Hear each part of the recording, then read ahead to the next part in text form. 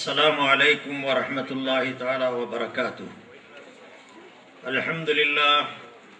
الحمد لله نحمده ونستعينه ونستغفره ونؤمن به ونتوكل عليه ونعوذ بالله من شرور أنفسنا ومن سيئات أعمالنا من يهده الله فلا مضل له ومن يضلله فلا هادي له ونشهد أن لا إله إلا الله وحده لا شريك له ونشهد أن سيدنا ونبينا ومولانا محمدا عبده ورسوله أرسله بالحق بشيرا ونذيرا وداعيا إلى الله بإذنه وسراجا منيرا صلى الله عليه وسلم تسليما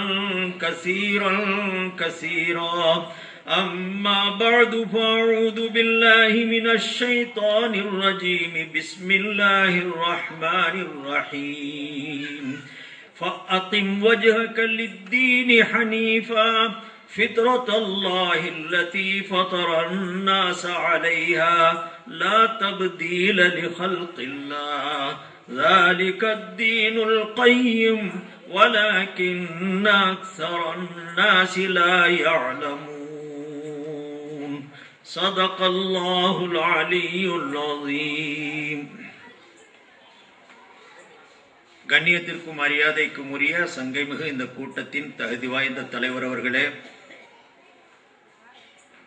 முன்னிலை வகிக்கக்கூடிய முன்னணி தலைவர்களே, முக்கியஸ்தர்களே,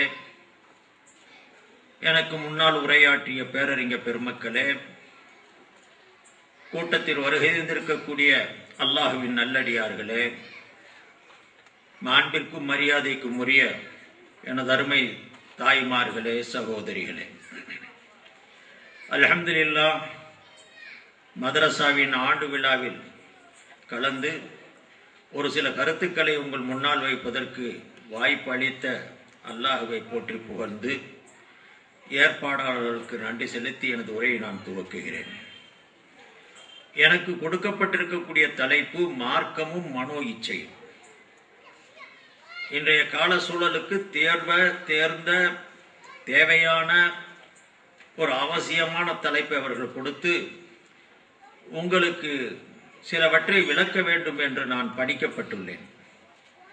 அருமை சகோதரர்களே, நீங்களும் நாமும் எந்த மார்க்கத்தை தொன்று தொட்டு பின்பற்றி வருகிறோமோ, இன்றும் பின்பற்றி கொண்டிருக்கிறோமோ, இந்த மார்க்கம் 1000 அல்ல கோடான கோடி மக்களால் சரிகாணப்பட்டு சீரிய செவ்விய வழியிலே அல்லாஹ் எந்த மார்க்கத்தை பாதுகாப்பேன் என்று சொன்னானோ அந்த பாதுகாக்கப்பட்ட மிக பரிசுத்தமான மார்க்கத்தை நீங்களும் நாமும் இன்றும் பின்பற்றி கொண்டிருக்கிறோம்.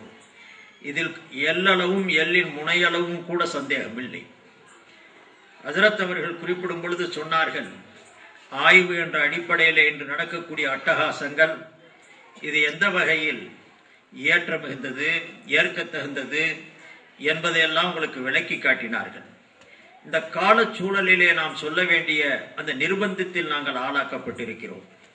கண்டவர்களெல்லாம் மார்க்கம் சொல்ல ஆரம்பித்த காரணத்தினால் எத்தனை பெரும் குழப்பம், அமல் செய்து கொண்டிருக்கக்கூடியவர்களுடைய மனதிலே வஸ்வசா, செய்திருக்கக்கூடிய அமல் சரியோ இல்லையோ என்ற ஐயப்பாடு, ஒழுங்காக தொழுது கொண்டிருக்கக்கூடிய தொழுகையிலும் சந்தேகம், நோன்பிலும் சந்தேகம், முழு மார்க்கத்தையும் மாற்றி அமைக்கக்கூடிய அளவிற்கு ஒரு புதிய முயற்சியை, பொல்லாத முயற்சியை துவக்கி ஒரு சிலர் மிகவும் மக்களை குழப்பிக் கொண்டிருக்கக்கூடிய இந்த சூழலிலே நம்முடைய சரியான மார்க்கம் எது, அல்லது மனோ இச்சைக்கு கட்டுப்பட்டு பின்பற்றக்கூடியவர்கள் யார் என்ற விளக்கத்தை உங்களுக்கு முன்னால் சற்று ஆதாரங்களுடன் தர வேண்டும் என்ற அடிப்படையிலே இந்த எல்சிடி வைத்து உங்களுக்கு நாம் காட்ட நினைக்கிறோம். ஏனென்றால் சில விஷயங்களை நாம் சொல்லும் பொழுது இவங்கெல்லாம் ஹஜ்ரத்துமார்கள் இப்படித்தான் எதாவது இல்லாத சொல்லிட்டு போவாங்க, எங்க ஆளுகள்லாம் ரொம்ப சுத்தமான ஆளுக, எப்பவும் தப்பு செய்ய மாட்டோம், நாங்க சொன்னா அது வெகு கரெக்டா தான் இருக்கும் அப்படின்னா வெளியே போய் வீரவாசம் பேசுவாங்க. அதனால அவங்களுடைய முழு அடையாளமும் அட்ரஸும் தரணுங்கிறதுக்காக வேண்டி இந்த எல்சிடி முன்னால வைத்து அவர்கள் பேசிய பேச்சையும் போட்டு, இது மார்க்கமா இது மனோ இச்சையா, மார்க்கம் எது மனோ இச்சை எது என்பதை பிரித்து காட்ட வேண்டும் என்ற எண்ணத்திலே ஒரு ஏற்பாட்டை செய்திருக்கிறார்கள். வரவேற்கத்தக்க ஏற்பாடு. இருக்கின்ற நேரம் மிக குறுகிய நேரம், கொடுக்கப்பட வேண்டிய விஷயங்கள் ஏராளமாக இருக்கிறது. தொடர்ந்து பேசினாலும் கூட ஒரு 5 வருஷம் பேசலாம், அவ்வளவுக்கு குழப்பி இருக்கிறானுங்க. கொஞ்சம் நெஞ்சம்லாம் குழப்பல. அதுக்கு பேரு ஆய்வு சாய்வு என்ற நம்மளாம் பேரை வச்சுக்கிட்டு மக்களுக்கு மத்தியில பெரிய தன்னை சீர்திருத்தவாதிகளாக சித்தரித்துக் கொண்டிருக்கக்கூடிய சூழலை நம்ம பார்க்கிறோம். அதனால அதை விலாசம் போட்டு காட்டணுங்கிறதுக்காக இந்த முயற்சி ஒரு சிறிய முயற்சி தான். இருக்கிற நேரத்தில் முடிந்த அளவுக்கு நம்ம சுருக்கி விஷயத்தை உங்களுக்கு எடுத்து வைக்க விரும்புகிறோம். அருமை சகோதரர்களே, மார்க்கம் என்றால் என்ன, மனோ இச்சை என்றால் என்ன? சுருக்கமான விஷயம், மார்க்கம் என்றால் அல்லாஹும் ரசூலும் எதை சொன்னாலும் அது மார்க்கம். அல்லாஹ் சொல்லி இருக்கிறானா மார்க்கம். நபி ஸல்லல்லாஹு அலைஹி வஸல்லம் சொல்லி இருக்கிறாங்களா மார்க்கம். கதை முடிஞ்சிச்சு. மார்க்கத்துக்கு பெரிய விளக்கம்லாம் வேண்டியதில்லை. எடுத்து பார்ப்போம். நம்பகமான வழியில தகவல் வந்திருக்கு அல்லாஹ் சொன்னதாக, நம்பகமான வழிகளில் நபி ஸல்லல்லாஹு அலைஹி வஸல்லம் சொன்னதாக நமக்கு தகவல் கிடைச்சிருக்கு. என்ன சொன்னாங்களோ அது மார்க்கம். அது எதை சொல்லி இருந்தாலும் சரி, அது ஏன் மனசுக்கு பிடிச்சாலும் சரி பிடிக்காட்டியும் சரி, ஓ மண்டையில ஏறினாலும் சரி ஏறாட்டியும் சரி, அல்லாஹும் ரசூலும் சொல்லிட்டா புரிஞ்சாலும் சரி புரியாட்டியும் சரி, அதுதான் மார்க்கம். இல்ல ஏன் மண்டையில ஏறணும் அல்லது அதை ஒத்துக்கிற மாட்டோம், இது மனோ இச்சை. அல்லாஹையும் ரசூலையும் உதறிட்டு தாம் மண்டையத்துக்கு முன்னால வைக்கிறது, அதுக்கு பேர் மார்க்கம் சொல்ல நினைக்கிறது, இது மனதிலே விளைந்த இச்சை. மிகவும் கொச்சையான இச்சை, ஆக மோசமான இச்சை. அல்லாஹ் ரசூலை புரியறத எனக்கு விளங்கினாத்தே ஏத்துக்கிறேன், இல்லாட்டி ஏத்துக்கிற மாட்டேன்னு சொல்றது அபூஜஹலுடைய வாதம், அபூலஹபுடைய வாதம். ஒரு நல்ல மூமினுடைய வாதம் என்ன, நல்ல மூமினுடைய நிலைப்பாடு என்ன? அல்லாஹ் அருள்மறையில சொல்லுகிறான், வமா கான லிமுஃமினின் வலா முஃமினத்தின் இதா கதல்லாஹு வரசூலுஹு அம்ரன் அன் யகூன லஹுமுல் ഖിയറതു மின் அம்ரிஹிம். அடிச்சு சொல்றான். அல்லாஹ் சொல்லியாச்சா, அல்லாஹ்வுக்கு விளக்கமா நபி சொல்லிட்டாங்களா, எந்த மூமினா ஆணுக்கும் பெண்ணுக்கும் வேற பேச்சு பேசுறதுக்கு அனுமதியே இல்லை. உனக்கு விளங்கினாலும் சரி விளங்காட்டியும் சரி, அல்லாஹ்வும் ரசூலும் சொல்லிட்டா அதுதான் மார்க்கம். இந்த நிலையைத்தான் உங்களுடைய நம்முடைய முன்னோர்கள் ஏத்திருந்தாங்க. சீதேவிக ஈமான பாதுகாத்து இந்த உலகத்தை விட்டவங்க எல்லாம் போயிட்டாங்க, நமக்கு அந்த வழியை கொடுத்துட்டு போயிட்டாங்க. வந்தானுங்க ஒரு கூட்டம் பாருங்க, அவன் செய்யற அட்டகாசம், அவன் விடுற சவாலுக சவடாலுக. கூட பேசுறதுக்கு மைக்கு கிடைச்சிருச்சு, கொஞ்சம் மீடியா கிடைச்சிருச்சு, கொஞ்சம் எழுத கை வந்துருச்சு, பேச நாவு வந்துருச்சுன்ற உடனே ஜிபிரிலேயே இழுக்கிறாங்க, கீழே இழுத்து போட பாக்குறாங்க. இந்த அளவிற்கு தன்னை பெருமையா பேத்துறவன் இன்னைக்கு எப்படிப்பட்ட விஷயங்களை சொல்லி இதை மார்க்கம் என்று சொல்ல விரும்புறாங்க, அதை ஊர்ஜிதப்படுத்த விரும்புறாங்க. அது மார்க்கமா என்பதை நான் உங்களுக்கு எடுத்துக்காட்ட விரும்புறேன். ஒரு சில உதாரணத்தை நான் சொல்லிட்டு போறேன், ஏன்னா நேரம் குறுகலான நேரம். சமீபத்தில் ஒரு பேச்சுல, பல காலமா பேசுறாங்க, சமீபத்தில் ஒரு பேச்சுல நான் கேட்டேன், நாமெல்லாம் உங்க ஊர்லயும் எங்க ஊர்லயும் எல்லா பக்கத்திலையும் தமிழகத்துல பரவலா என்ன செய்வோம், தொழுததுக்கு பிறகு சத்தம் போட்டு துவா ஓதுவாரு இமாம், பின்னால இருக்கிறவங்க ஆமீன் சொல்லுவாங்க. இதுக்கு பேரு கூட்டு துவான்னு சொல்லுவாங்க. இதுக்கு பேரு கூட்டு துவான்னு சொல்லுவாங்க. இந்த கூட்டு துவாவுடைய வழிமுறை தொண்டு தொட்டு நம்ம காலத்துல இருக்குது. இது தொழுகைக்கு பிறகும் இருக்குது, தொழுகைக்கு வெளியவும் உங்க வீட்டுல ஒரு நல்ல காரியம் நடந்துச்சு, 4 பேர் கூடுனீங்க, அதுல ஒருத்தர் துவா செய்தாரு, மற்றவங்க ஆமீன் சொன்னாங்க, இந்த கூட்டு துவா தொழுகைக்கு வெளியவும் நடந்து வந்துச்சு. இது தொண்டு தொட்டு வந்த வழிமுறை. இந்த வழிமுறையை தூஷணம் செய்து கேலி செய்து இது நபி வழி அல்ல, இது அல்லாஹ் காட்டி கொடுத்த வழிமுறை அல்ல, வேற என்ன வழிமுறை, அவன் ஓதிட்டு போயிடு. அவன் துவா செய்துட்டு போ, அல்லது துவா செய்யாம எந்திரிச்சு வேண்டாலும் ஓடு. ஆனா ஒருத்தன் துவா செய்ய அடுத்தவன் ஆமீன் சொல்ற பழக்கம் இது பிதுஅத்து. அது மட்டுமல்ல, இப்படி நபி வழியில இருந்ததே இல்ல. உரைச்சு அடிக்கிறது, கண்ணை மூடி அடிக்கிறது. நபி வழியில கூட்டு துவாவிற்கு எந்தவித ஆதாரமும் இல்லை. அதை சொல்ற போங்க இருக்கு பாருங்க, இப்லீஸே கொஞ்சம் யோசிக்கணும்.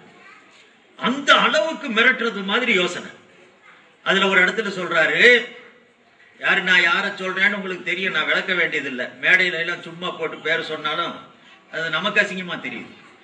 அதனால நீங்க விளங்கிக்கிட்டா சரி, தேவைப்பட்டா சொல்லவும் சரி, எனக்கு ஒன்றும் பயம் இல்லை. உள்ள விஷயத்த சொல்ல போறேன். தப்பு நான் செஞ்சிருந்தேன்னா அவங்க திருத்தினாங்கன்னா திருத்திட்டு போயிடுவேன். எனக்கு அந்த பிரச்சனையே இல்லை. நம்ம ஹக்கு வெளியே வரணும், சத்தியம் வெளியே வரணும். மறைக்கப்பட்ட சத்தியம் மக்கள் முன்னால வந்தாகணுங்கிறதுக்காக நான் சொல்றேன் சகோதரர்களே.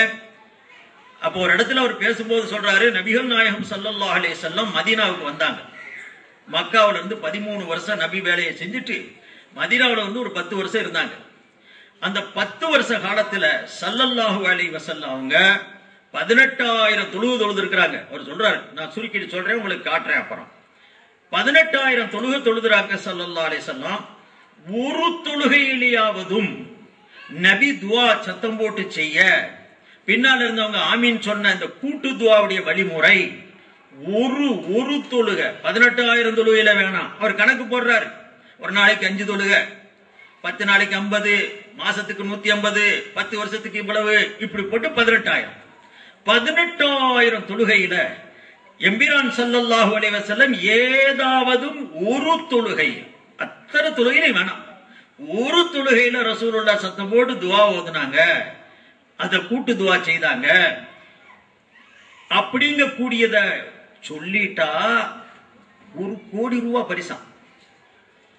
1 கோடி. முந்தையெல்லாம் லட்சம் ஆயிரம் சொல்லிட்டு இருந்தாங்க, அவ்வளவுதான் சேர்ந்துச்சு. இப்ப அப்படி இல்ல.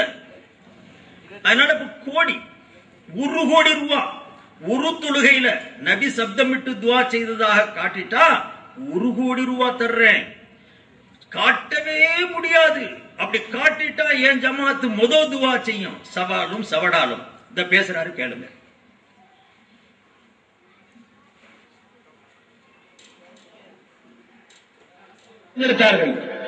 அந்த 10 வருஷ காலத்தில் எந்த ஒரு தொழுகையிலாகும், அனைத்து தொழுகையிலும் வேண்டாம், ஒரே ஒரு 10 தொழுகையில் நபிகள் நாயகம் ஸல்லல்லாஹு அலைஹி வஸல்லம் அவர்கள் சலாம் கொடுத்து துவா செய்வார்கள். நாங்கள் எல்லாம் ஆமீன் சொல்லுவோம். அப்படின்னு ஒரு ஹதீஸ் நீங்கள் எடுத்து காட்டினால், அப்படின்னு ஒரு ஹதீஸ் நீங்கள் எடுத்து காட்டினால், அப்படின்னு ஒரு ஹதீஸ் நீங்கள் எடுத்து காட்டினால் 1 கோடி ரூபாய் நாங்கள் தருவோம். இந்தியன் மணி எடுத்து காட்டுறீங்களா?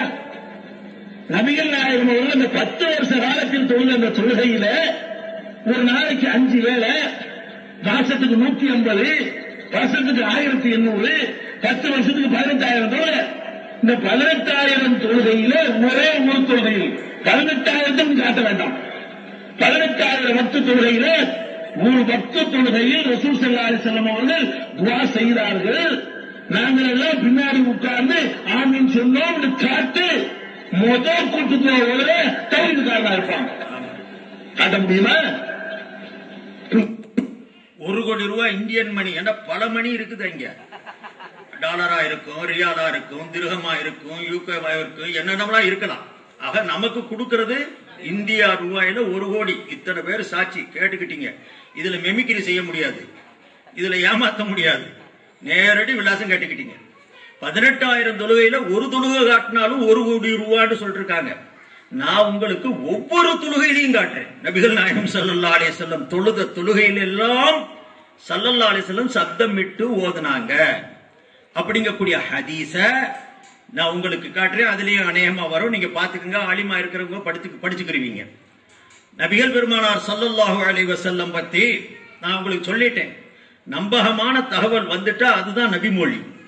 அல்லாஹும் ரசூலும் சொன்னதாக நமக்கு ஊர்ஜிதப்படுத்தப்பட்டுட்டா அது நபிமொழி. ஸல்லல்லாஹு அலைஹி வஸல்லத்துடைய வழிமுறையை விளக்கும் பொழுது ஹதீஸில் வருகிறது,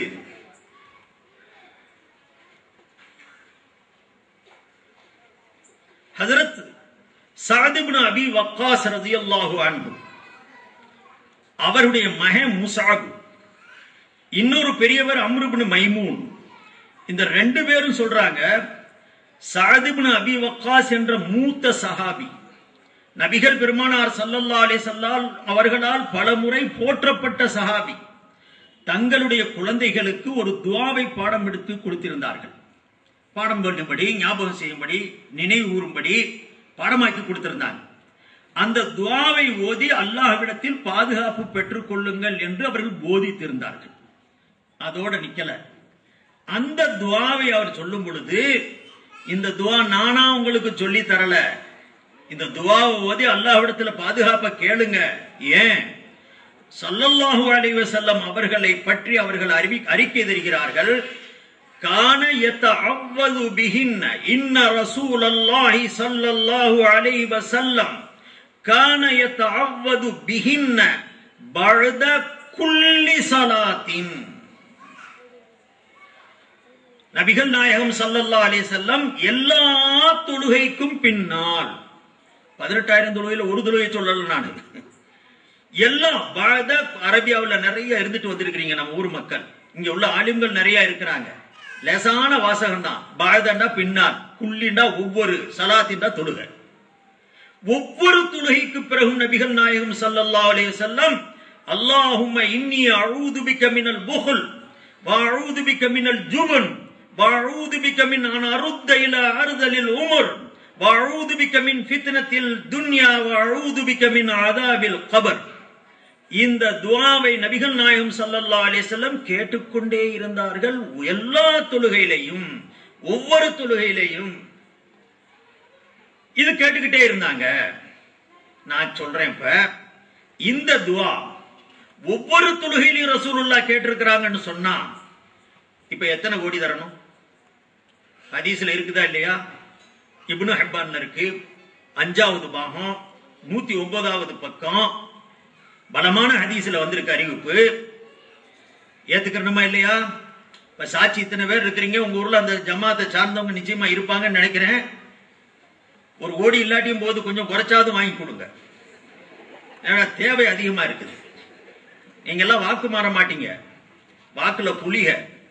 அதனால ஹதீஸ், ஒரு ஹதீஸ் காட்டினா, நான் இந்த ஹதீஸ சொல்லிட்டு உங்களுக்கு என்ன சொல்ல வர்றேன், ஒவ்வொரு தொழுகைக்கு பின்னாலும் ரசூலுல்லாஹ் இந்த துஆவை ஓதி வந்தார்கள் சஅத் இப்னு அபி வக்காஸ் அறிவிக்கிறார்.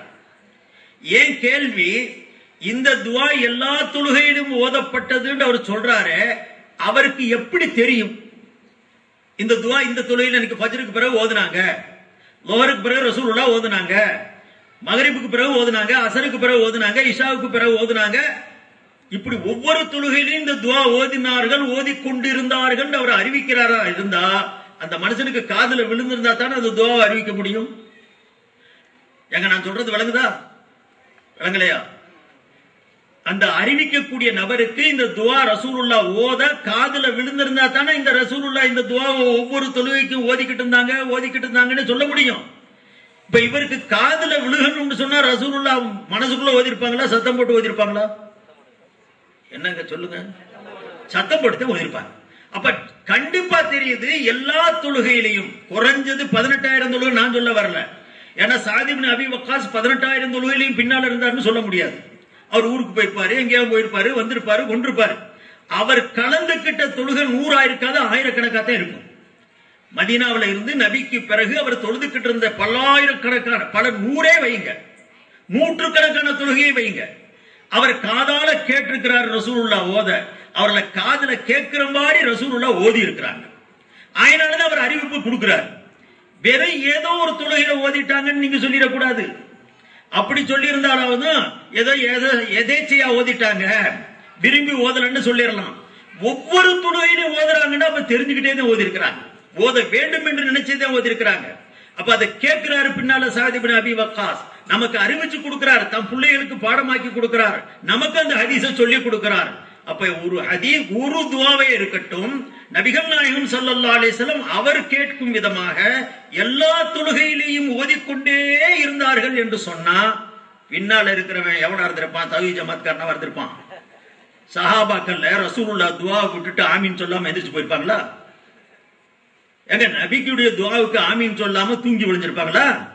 இல்லாட்டி எந்திரிச்சு 4 வாச்சல்ல வெளியே போறாங்க அவளை அந்த மாதிரி ஓடி இருப்பாங்களா? சஹாபாக்களுடைய கூட்டம் நபியுடைய துவா எப்ப கிடைக்கும் ஏங்கிக்கிட்டு இருந்த கூட்டம். அதனால உடனே இப்ப சொன்னாலும் சொல்லுவாங்க, நான் 2 சொல்லி இருக்கிறேன், ரசூலுல்லாஹ் ஓதி இருக்கணும், பின்னால் இருந்தவங்க ஆமீன் சொன்னதாகவும் காட்டணும் பாரு.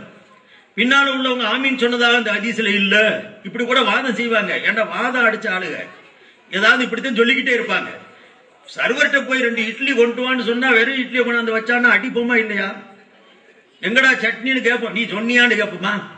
சாம்பார் எங்கடா சொன்னியான்னு கேட்போமா?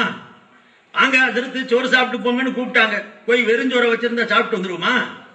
சோறுன்னு ஆணமும் வைப்பான்ல, வெஞ்சனமும் வருமா இல்லையா? தண்ணியும் வருமா இல்லையா? சில விஷயம் சொல்லப்படும், சில விஷயம் சொல்லாமையே கூட வரும்.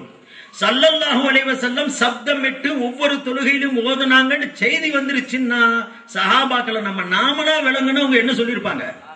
ஆமீன் கண்டிப்பா சொல்லியிருப்பாங்க. ஒரு ஹதீஸ் சொல்லிட்டேன்னா எங்க 1 கோடி கிடைக்குமா கிடைக்காதா? பார்க்கலாம், யோசிச்சு பார்க்கலாம் வருதான்ட்டு. வாங்க 2வது ஹதீஸ் சொல்றேன்.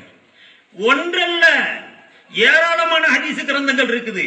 ஏமாத்துறானுங்க. இந்த ஓதிக்கிட்டு இருக்கக்கூடிய வழிமுறையை கெடுக்கணுங்கிறதுக்காக வேண்டி அதுலயும் என்ன பாருங்க, இந்த துவாவை மிரட்டுறதுக்கு, இந்த துவா கூட்டு துவாவை தடுக்கிறதுக்காக வேண்டி இவங்க செய்யற இன்னொரு முயற்சி என்ன தெரியுமா? அஜர்த்து அரபில ஓதுறாரு, நீ பின்னால இருந்து ஆமீன் சொல்லிக்கிட்டு இருக்கிற. கேளுங்க, கவனமா கேளுங்க. இவங்களை எவ்வளவுலாம் பேரை கெடுக்கிறதுக்கு கீழ்த்தரமான நடவடிக்கை பாருங்க, கேடுகட்ட நடவடிக்கை.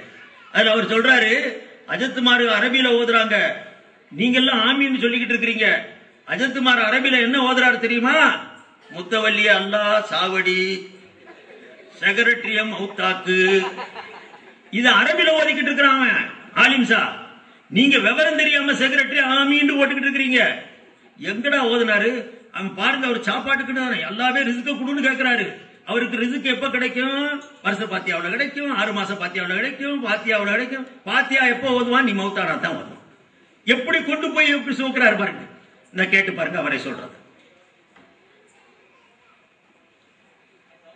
ஏப்பா சவுண்ட் ஆஃப் ஆயிடுது? இப்படிதான் துவா செஞ்சிருக்காங்க அந்த காலத்துல.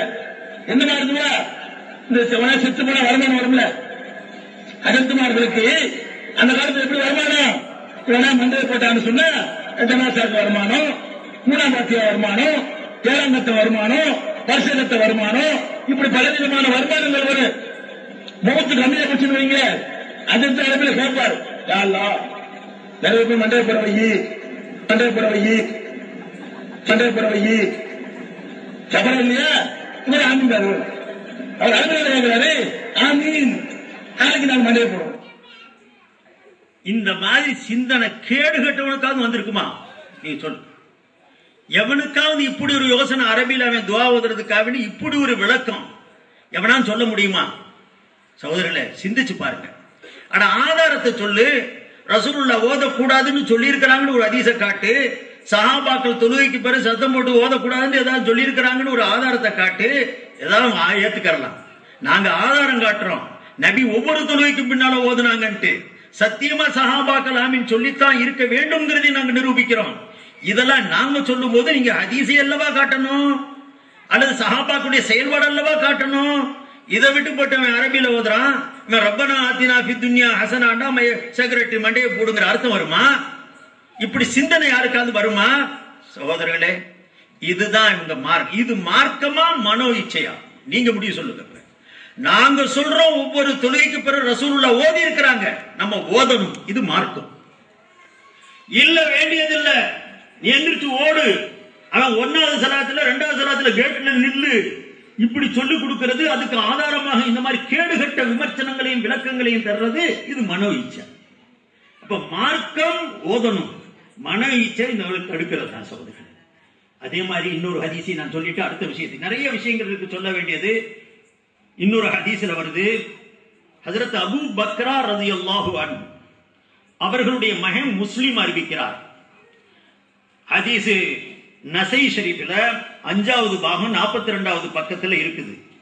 யாருக்கா டவுட் இருந்துச்சுன்னா வாங்க, இங்கேயே இருக்கிற நாளைக்கு வரைக்கும். சைபுத்தீன் ரஷாதி வந்துட்டு ஓடி போயிட்டாருன்னு போன பிறகு அவனும் வால் போஸ்ட் போடக்கூடாது. நான் இன்னைக்கு 3 நாளா இருக்கிறேன். நான் நாளைக்கு இன்ஷா அல்லாஹ் மத்தியானம் சாயந்தரம் வரைக்கும் கூட இருப்பேன் நான். அப்படி டவுட் இருந்துச்சுன்னா தாராளமா வந்து கேட்கலாம். ஓடி போற பார்ட்டி நாம அல்ல, அது வேற மாதிரி ஆளு.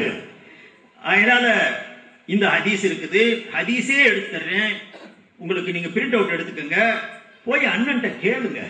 இப்படி எல்லாம் சொல்லி போட்டீங்களே, அவர் மேலப்பாளையத்துல தெருவில் ஓட்டி இந்த கிளி கிழிக்கிறாரு, 1 கோடி ரூபாய் வேற கேட்டு வச்சிருக்கிறாரு, நான் கொடுக்காட்டி இந்த ஊர் மக்கள் எல்லாம் காரி துப்புவான், கொஞ்சத்தை கிளப்புங்கன்னு கிளப்பிட்டு வாங்க, நமக்காவது பிரயோஜனமாகும். இந்த மாதிரி ஒரு செய்யுங்க. அந்த சார்ந்தவர்கள், அவரை சத்தியம் நினைக்கக்கூடிய அந்த சகோதரர்கள் விளங்கணுங்கிறக்கான சொல்றேன், யாரையும் நான் தாக்கணுங்கிறத நோக்கம் இல்லை சகோதரர். மார்க்கத்தை குட்டிச்சோராக்கி போட்டாங்க, கெடுத்து குட்டிச்சோராக்கி போட்டாங்க. ஹஜ்ரத் அபூபக்கர் ரலியல்லாஹு அன்ஹு அவர்கள் தன்னுடைய மகன் துஆ ஓத கேட்டுக்கிட்டு இருந்தார். ஹதீஸ்ல வருது, ஹதஸனா முஸ்லிமுன் யானு இப்னு அபி பக்ரத அன்னஹு கான சமிஅ வலதஹு யகூலு ஃபீ துப்ரி ஸலாத் அல்லாஹும்ம இன்னி அஊது பிக மினல் குஃப்ரி வல் ஃபக்ரி வ அதாபில் கப்ரி ஃபஜஅல்து அது பிஹின்ன. அவருடைய மகன் சொல்றாரு, முஸ்லிம்னு பேரு, அபூபக்கராவுடைய மகன், அவர் சஹாபி. எங்க வாப்பா வந்து ஒரு துஆவை எல்லா தொழுகைக்கு பிறகு ஓதிக்கிட்டே இருந்தார். எல்லா தொழுகைக்கு பிறகு ஓதிக்கிட்டு இருக்கிறாருன்னு அவர் காதுல விழுகிற மாதிரி தான் ஓதி இருக்காரு. இதை நல்ல கவனத்துல வச்சுக்கணும் நீங்க. இல்லாட்ட அவர் சத்தம் இல்லாம ஓதி இருந்தாருன்னா இவருக்கு எப்படி காதுல விழுந்திருக்க முடியும்? அப்ப ஓதிக்கிட்டு இருந்தாங்க. என்ன துவா ஓதுனாங்க? அந்த துவா வேற, சொன்ன துவா இப்ப வேற துவா. அப்ப அந்த சஹாபி கேட்ட துவாவை அவர் அறிவிச்சிட்டாரு, இந்த சஹாபி கேட்ட துவாவை இவர் அறிவிக்கிறார். ரெண்டும் வெவ்வேறு துவா, வேறு வேறு சஹாபி. அங்க சஅத் இப்னு அபி வக்காஸ் சஹாபியுடைய பேரு, இங்க அபூ பக்ரா ரலியல்லாஹு அன்ஹு அவர்களுடைய பேரு. ரெண்டுமே பூத்த சஹாபிகள், பெரிய சஹாபிகள். அப்ப அவர் தகப்பனார் இந்த துஆவை ஓதுறார், அல்லாஹ்வே என்னை குஃப்ரை விட்டும் காப்பாத்து, ஏழ்மையை விட்டும் காப்பாத்து, கபருடைய அதாபை விட்டும் காப்பாற்று. இந்த துஆவை ரசூலுல்லாஹ் இவர் என்னுடைய தகப்பனார் ஓதிக்கிட்டு இருந்தார். என் தகப்பனார் ஓத ஆரம்பிச்ச உடனே வாப்பா ஓதுறாரு என்று அதை நான் படிச்சு நானும் ஓத ஆரம்பிச்சேன். ஃபஜஅல்து அதுஉ பிஹின்ன, வாப்பா ஓதிக்கிட்டு இருந்த இந்த துஆவை நான் கேட்டு நானும் ஓத ஆரம்பிச்சேன். நான் ஓதுறத பார்த்த எங்க வாப்பா அபூ பக்ரா என்ன பார்த்து கேட்டாரு, யா புனைய அன்னா அலிம்த ஹாஉலாயில் கலிமாத்தி, இந்த துஆ ஓதுறியப்பா இது உனக்கு எப்படி தெரியும்னு கேட்டார். அப்ப அவர் சொல்லி கொடுக்கல, அவரா காதுல கேட்டு பாடமாக்கிட்டார். சொல்லி கொடுத்திருந்தாலும் தனியா சொல்லி கொடுத்திருப்பான்னு சொல்லலாம். அவரே கேள்வி கேட்கிறாரு, இந்த துஆ ஓதிட்டு வர்றிய நீயே, இது எப்படி உனக்கு தெரிஞ்சு? அன்னா அலிம்த, எங்க இருந்துப்பா இதை படிச்சுக்கிட்ட தெரிஞ்சுக்கிட்டேன்னு கேட்டார். மகனை பார்த்து வாப்பா.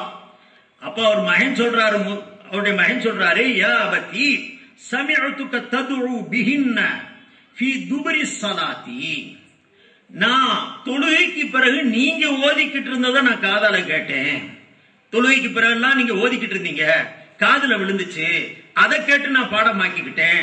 அதை அகதுத்துஹுன்ன அன்க, உங்கள்கிட்ட இருந்து தான் இந்த துஆவை நான் படிச்சுக்கிட்டேன், நீங்க ஓதுனதை வச்சுதான் நாங்க தெரிஞ்சுக்கிட்டேன் வாப்பா அப்படின்னு சொன்ன உடனே மகனே, அவர் சொல்றாரு மகனை பார்த்து, மகனே விட்டுறாத, இந்த துஆவை நிரந்தரமா ஓது. ஃபல்ஸம்ஹுன்ன யா புனைய, மகனே இதை கட்டாயம் நிரந்தரமா எப்பவும் ஓதிட்டு வா. ஃபஇன்ன நபியல்லாஹி ஸல்லல்லாஹு அலைஹி வஸல்லம் கான யதுஉ பிஹின்ன ஃபீ துபரி ஸலாத், நபிகள் நாயகம் ஸல்லல்லாஹு அலைஹி வஸல்லம் தொழுகைக்கு பின்னாலெல்லாம் இந்த துஆவை ஓதிக்கிட்டே இருந்தாங்க. அங்கிருந்து தான் நான் பாடம் ஆக்கினேன், என்கிட்ட இருந்து நீ பாடமாக்கிக்கிட்ட, நானும் விடுறதில்ல, நீயும் விடாத, துஆ நிரந்தரமா செய். உபதேசிட்டாங்களா இல்லையா? நசை ஷரீஃப்ல ஹதீஸ் வருதே, 5வது பாகம் 42வது பக்கம். அவர் சத்தம் போட்டு ஓதி ரசூலுல்லாஹ்ட்ட கேட்டிருக்கிறாரு, இவர் சத்தம் போட்டு ஓதி மகன் கேட்டிருக்கிறாரு. அப்ப சத்தம் போட்டு ஓதுறதுக்கு பேரு தானே அந்த கூட்டு துஆ. ஒருத்தர் துஆ ஓத பின்னால இருக்கிறவங்க தன்னை போல ஆமீன் சொல்லுவாங்க கூடிய அர்த்தம் வரத்தானே செய்யும். அந்த இடத்துக்கு தகுந்த மாதிரி அப்படித்தானே அதுக்கு பொருள் சொல்லி ஆகணும். அதனால அருமை சகோதரர்களே, கூட்டு துஆ என்பது நபிகளார் ஸல்லல்லாஹு அலைஹி வஸல்லம் அவர்களால் காட்டி கொடுக்கப்பட்ட வழிமுறை. இது மார்க்கம். இதற்கு மாற்றமாக பேசுவது மனோ இச்சை. இதுக்கு மாற்றமாக பேசுவது மனோ இச்சை. ஹதீஸ காட்டிட்டேன். ஒரு ஹதீஸ்ல குல்லி ஸலாத், இன்னொரு ஹதீஸ்ல துபரி ஸலாத், பாத ஸலாத். எல்லா ஹதீஸுடைய மொத்த விளக்கம் என்ன? நபி ஸல்லல்லாஹு அலைஹி வஸல்லம் சப்தமிட்டு ஓதிக்கிட்டு இருந்தார்கள். இது வேணும், சப்தமிட்டு ஓதிக்கிட்டு இருந்தாங்க. இதுதான் அதுல இருந்து விளங்கக்கூடியது. வேற விளக்கங்கள் இங்கே வருவதற்கு, வேற அர்த்தங்கள் செய்வதற்கு இங்கே ஸ்தானமும் இல்லை. நபிகள் நாயகம் ஸல்லல்லாஹு அலைஹி வஸல்லம் இப்படி ஓதிக்கிட்டு இருந்த வழிமுறையை நம்முடைய முன்னோர்கள் எடுத்திருக்கிறாங்கன்னு சொன்னா நம்மளும் அந்த வழிமுறையை பின்பற்றணும். இதைத்தான் மார்க்கம்னு சொல்லுவோம். இதற்தான் மார்க்கம். இதுக்கு மாற்றமா நடக்கிறது தான் நம்ம மனோ இச்சை என்று சொல்லுவோம் சகோதரர்களே. ஆக இதுல இருந்தும் மார்க்கம் சொல்றது யாரு, மனோ இச்சைப்படி நடக்கிறது யாரு, இதை நீங்க விளங்கிக்கலாம். அவர் 1 கோடி கொடுக்கிறாரோ கொடுக்கலையோ நீங்க விளங்கிக்கிட்டா சரி. கொடுத்தா நம்ம வாங்கிக்கிடுவோம், அதுக்கு பிறகு அடுத்த பிறகு பார்ப்போம். அப்படி இல்ல, சத்தியத்தையாவது சம்பந்தப்பட்ட இளைஞர்களாவது விளங்கட்டும். தலைகள் விளங்காது. நல்லா சொல்றீங்க, கேட்டுக்குங்க. ஏண்டா அவங்க மனம் அறிஞ்சு செய்யற வேலை, தெரியாம செய்யற வேலையா இருந்தா, எனக்கு தெரிஞ்ச விஷயம் அவருக்கு தெரியாம இருக்குமா? நான் படிச்ச நசை அவரு படிக்காம இருப்பாரா? என்னுடைய இடத்துல இருக்கக்கூடிய இப்னு ஹிப்பான் அவருக்கு தெரியாம இருக்குமா? தெரியும். குழப்பணும். ஒரு புதிய மார்க்கம் உருவாக்கப்படணும்.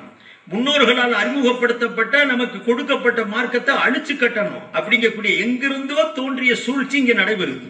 அதை செயல்படுத்துறதுக்காக முயற்சி செய்யறாங்களே தவிர இதுல சத்தியம் எதுவும் இல்ல. மார்க்கம் ஓதணுங்கிறதா அதுக்கு எதிர்ப்பா நடக்கிறது மனோ இச்சை.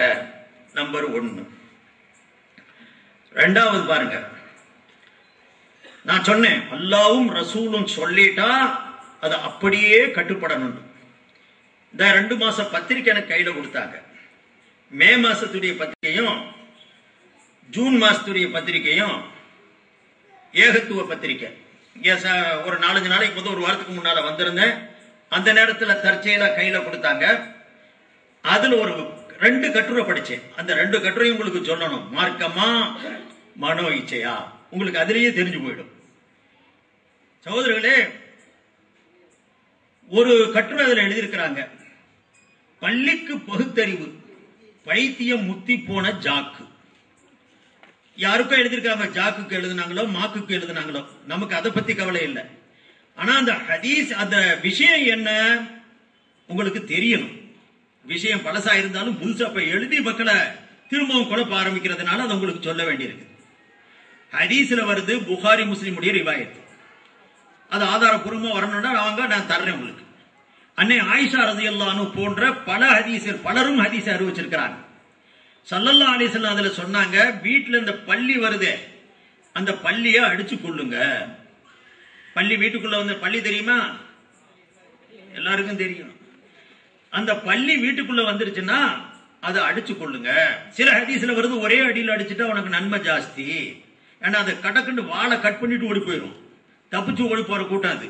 அதனால ஒரு அடியில அடி, அதுக்கு அடிச்சு இன்னும் 2 அடியில் அடிச்சா கொஞ்சம் குறைஞ்சிக்கிறோம் நன்மை. ஆக எப்படியும் அடிச்சிரு. ஸல்லல்லாஹு அலைஹி வஸல்லம் ஒரு விஷயத்தை சொன்னாங்க, அடிக்கும்படி கட்டளையிட்டாங்க. இன்னொரு விஷயத்தை சொன்னாங்க, இந்த பள்ளி சனியம் இருக்குது, இது சாதாரண சனியம் இல்ல.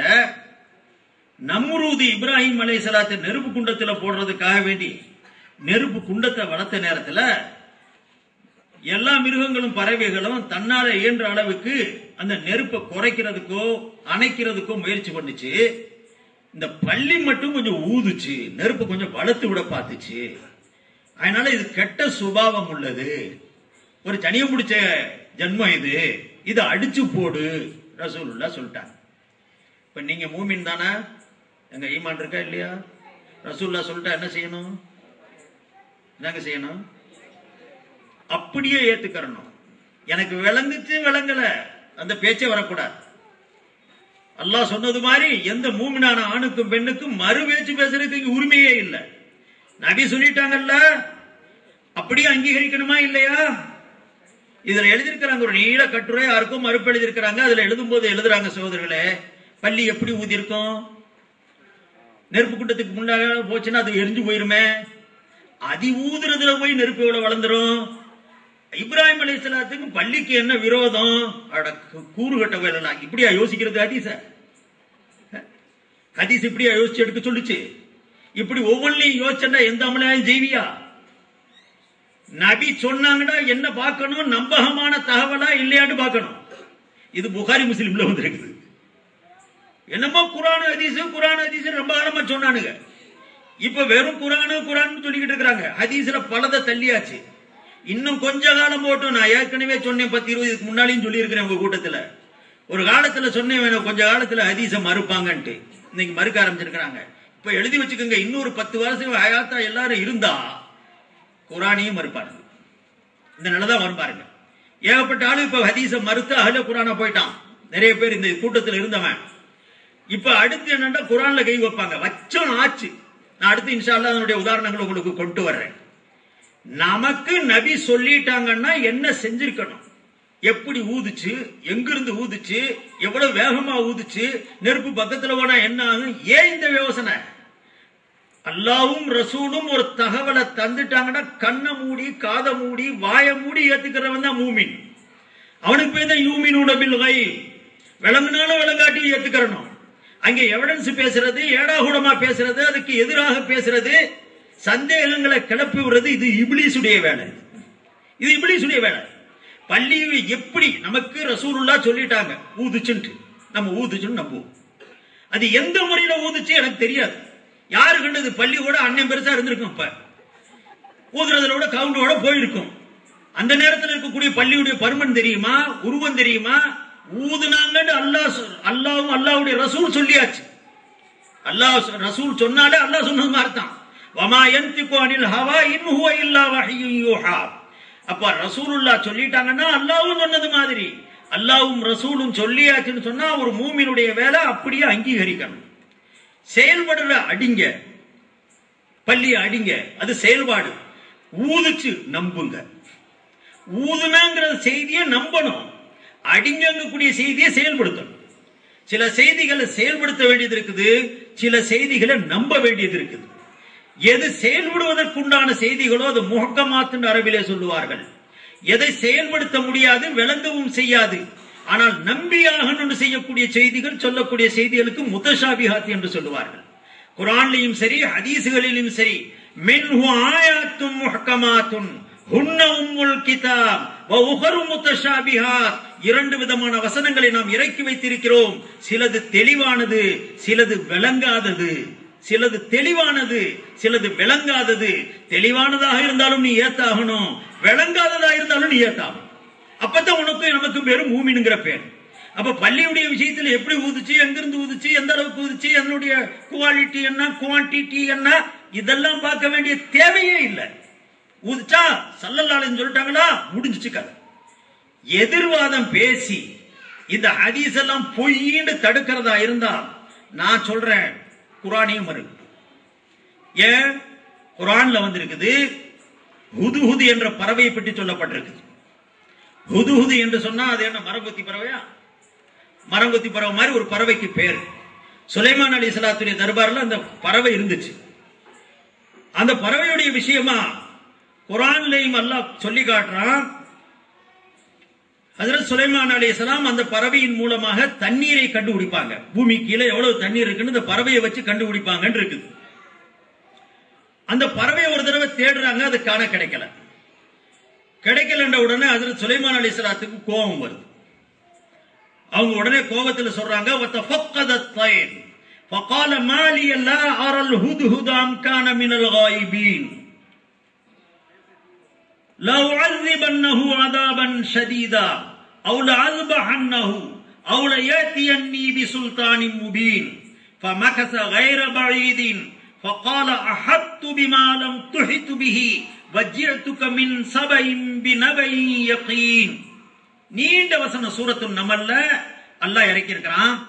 அந்த பறவையை காணோடனே அது சுலைமான் அலைஹிஸ்ஸலாம் கோபம் வந்தது. தேவையான நேரத்தில் பறவை எங்க போயிடுச்சு, அது வரட்டும் பேசிக்கிறேன், சரியா அதை வதைக்கிறேன், இல்லாட்டா அது ஆளவே குளோஸ் பண்றேன், இல்லாட்டா அது சரியான ஆதாரத்தை காரணத்தை சொல்லணும், ஏன் அது லேட் ஆச்சு, எங்க மறைஞ்சு போச்சுன்னு. இது அவங்க சத்தியம் பண்ணி உட்கார்ந்து இருக்கிறாங்க.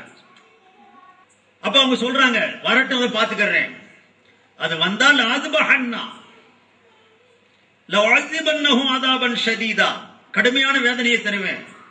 மூன்று விதமா சொல்றாங்க.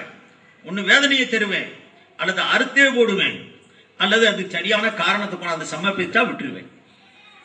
குர்ஆனுடைய ஆயத்துல அடுத்து வருது மக்கஸ கைர பஈத். கொஞ்ச நேரம் உட்கார்ந்து இருந்தாங்க, ரொம்ப நேரம் ஆயிரல, பறவை வந்துருச்சு. வந்து சொல்லுது, அது ஒரு பெரிய ஹிஸ்டரியே சொல்லுது, அழகான ஒரு சம்பவத்தை கொண்டாந்து கொடுக்குது. நபியுல்லா, அல்லாஹ்வுடைய நபியே, நான் இந்த இடத்துல சபாவுல போயிருந்தேன், சபாங்கிற கூட்டத்துல அங்க ஒரு பொம்பளை ஆட்சி பண்ணிக்கிட்டு இருக்கிறா, அந்த பொம்பளைகிட்ட இருந்தா நான் வர்றேன், ஒரு முக்கியமான செய்தியை கொண்டு வரதுக்கு தான் நான் போயிட்டேன். அந்த பொம்பளையும் அந்த பொம்பளையை சார்ந்த கூட்டமெல்லாம் சேர்ந்து சஜிதா செய்யறாங்க சூரியனுக்கு, அல்லாஹ்வுடைய சஜிதாவை விட்டுட்டாங்க. இப்படிங்கக்கூடிய ஒரு நீண்ட தகவலை தருது. அருமை சகோதரர்களே, இப்ப பள்ளியில வந்த கேள்வி பூரா அங்கே வருமா வராதா? வருமா வராதாங்க? பறவைக்கு எப்படி பேசுச்சு, பறவை எங்க எப்படி போச்சு, கூட்டத்தை போய் எப்படி கிரகிச்சிச்சு, அவங்க பார்த்த செய்தியெல்லாம் எப்படி கொண்டு வந்துச்சு, இந்த முழு சம்பவத்தை சொல்லுது.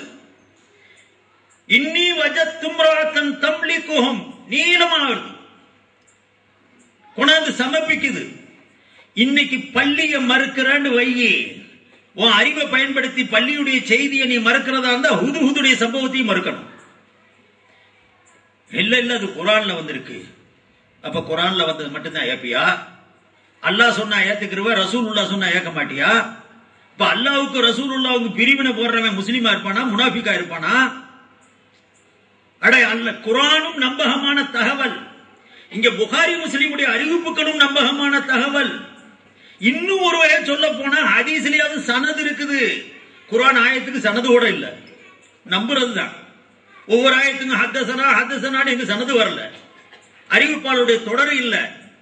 இங்க ஹதீஸ்கள் ஒவ்வொன்றும் தொடரோடு அறிவிக்கப்பட்டிருக்குது. அப்ப இதை மறுக்கிற பள்ளியுடைய நிகழ்வை மண்டையில ஏறலங்கிற மறுக்கிறதுனா, இந்த பறவை ஹுது மரங்கொத்தி பறவையுடைய தகவலும் மண்டையில ஏறக்கூடாது. அப்ப மறுத்துரு, சுத்தமா கபிரிஸ்தான்ல இடம் தர மாட்டோம், எல்லாம் ஒதுக்கிடுவோம். ஆயிரமா இல்லையா? அது மட்டுமல்ல சோதரர்களே, எத்தனை நிகழ்வு மறுப்பீங்க இப்படி? இதுக்குதான் சொல்றோம், வாய மூடி ஆமன்னா சல்லம்னா, ரசூலுல்லாஹ் சொல்லிட்டாங்களா ஆமன்து சொல்லிட்டு போயிரு. கட்டுரை இதுக்கு எழுதுற, அதுக்கு நீளமா போயிட்டு ஆர்குமெண்ட் என்ன தேவை, வாக்குவாதம் என்ன தேவை? மத்த இங்கிருந்து ஊதுனாங்க எதுக்குன்னு சார்ஜப்பு சொல்ல வேண்டிய தேவையே இல்லை. நபி சொல்லிட்டாங்க, எனக்கு விளங்கல ஏத்துக்கிறேன், எனக்கு விளங்கினாலும் ஏத்துக்கிறவேன், விளங்காட்டியும் ஏத்துக்கிறவேன்.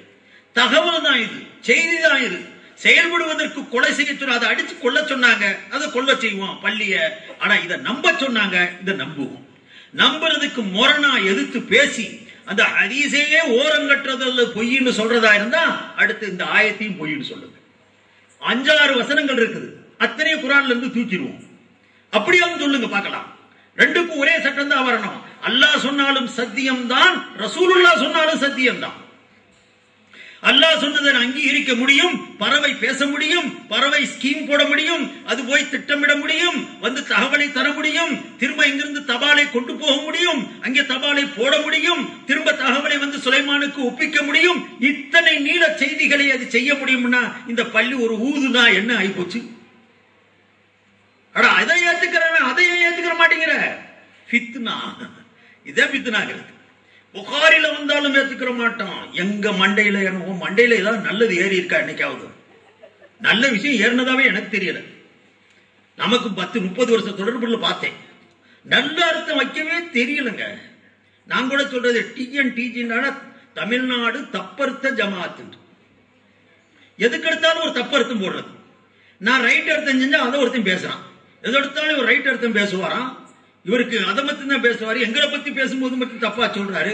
அதுல உள்ள ஒருத்தன் பேசுறான் என்னைய பத்தி. நான் தப்பர்த்தம் செஞ்சிருந்தேன், தவறா நடந்திருந்தேன், எல்லாருக்கும் முன்னால திருந்த தயார்னு நான் சொல்றேன். நீ அந்த மாதிரி வாவே திருந்தி எடுத்து காட்டம்ல. 1 கோடி ரூபாய் கர்றேன்னு சொன்னில, தராடியது போய் தொலைது, திருந்தியாவது வா. இங்க தெரியுதுல, ஹுது பறவையுடைய நிகழ்ச்சியை ஏத்துக்கிறோம் தெரியுதா இல்லையா? பள்ளியுடைய நிகழ்ச்சியை ஏன் மறுக்கிறீங்க? அட மறுத்து என்ன ஆச்சு? எண்ணற்ற ஹதீஸ்களையும் பொய்ன்னு சொல்ல வேண்டியது ஆயிப்போச்சே, நபியுடைய பேச்சை பொய்ப்படுத்துறது மாதிரி ஆயிப்போச்சே.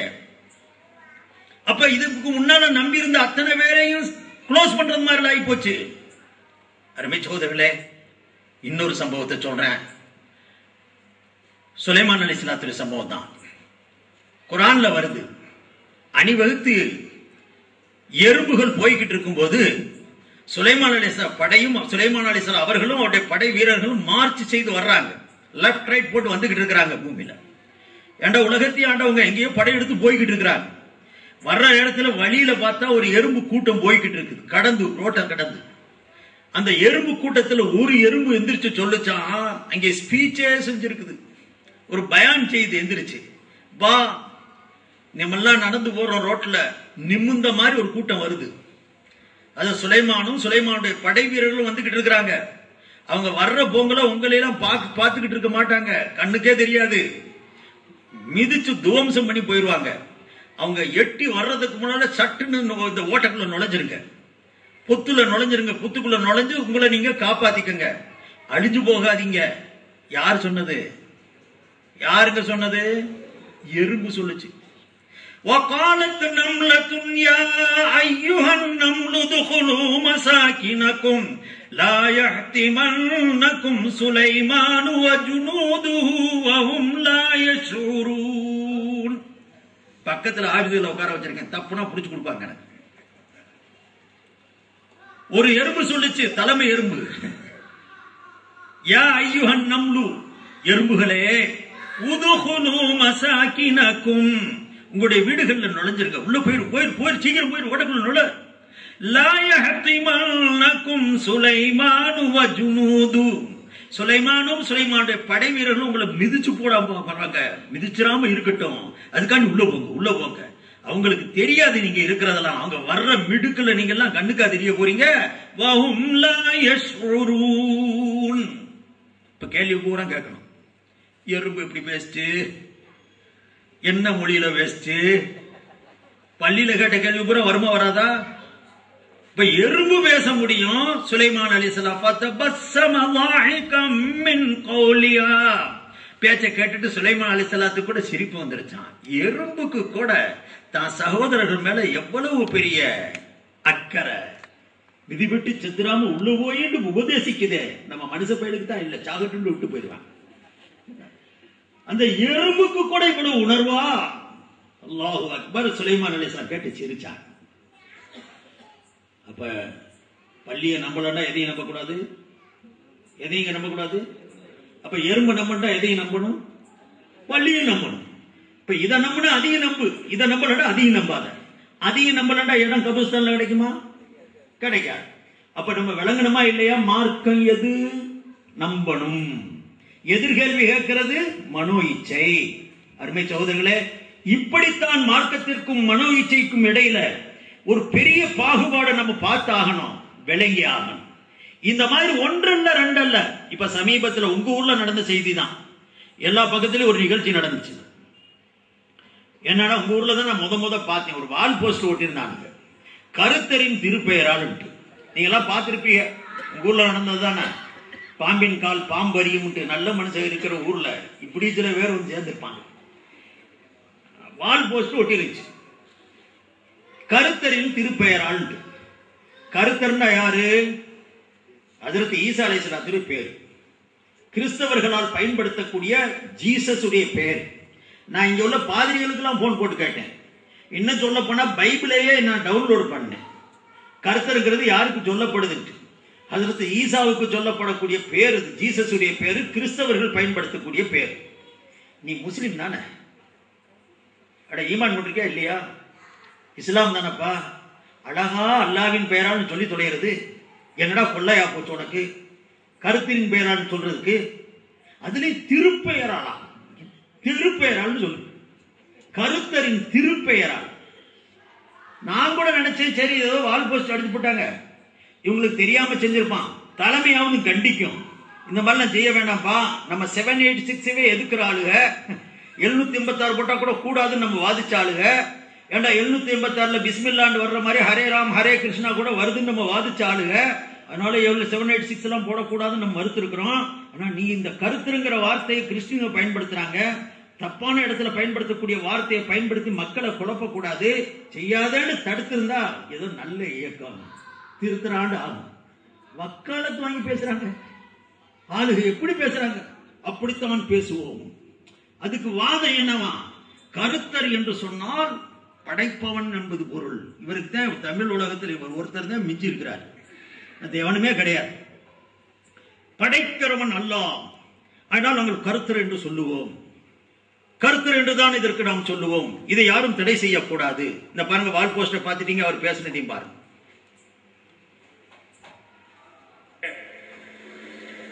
ஒரு விளக்கம், அந்த நாகரீகமா பேசுறது விளக்கம் கொடுத்தாரு.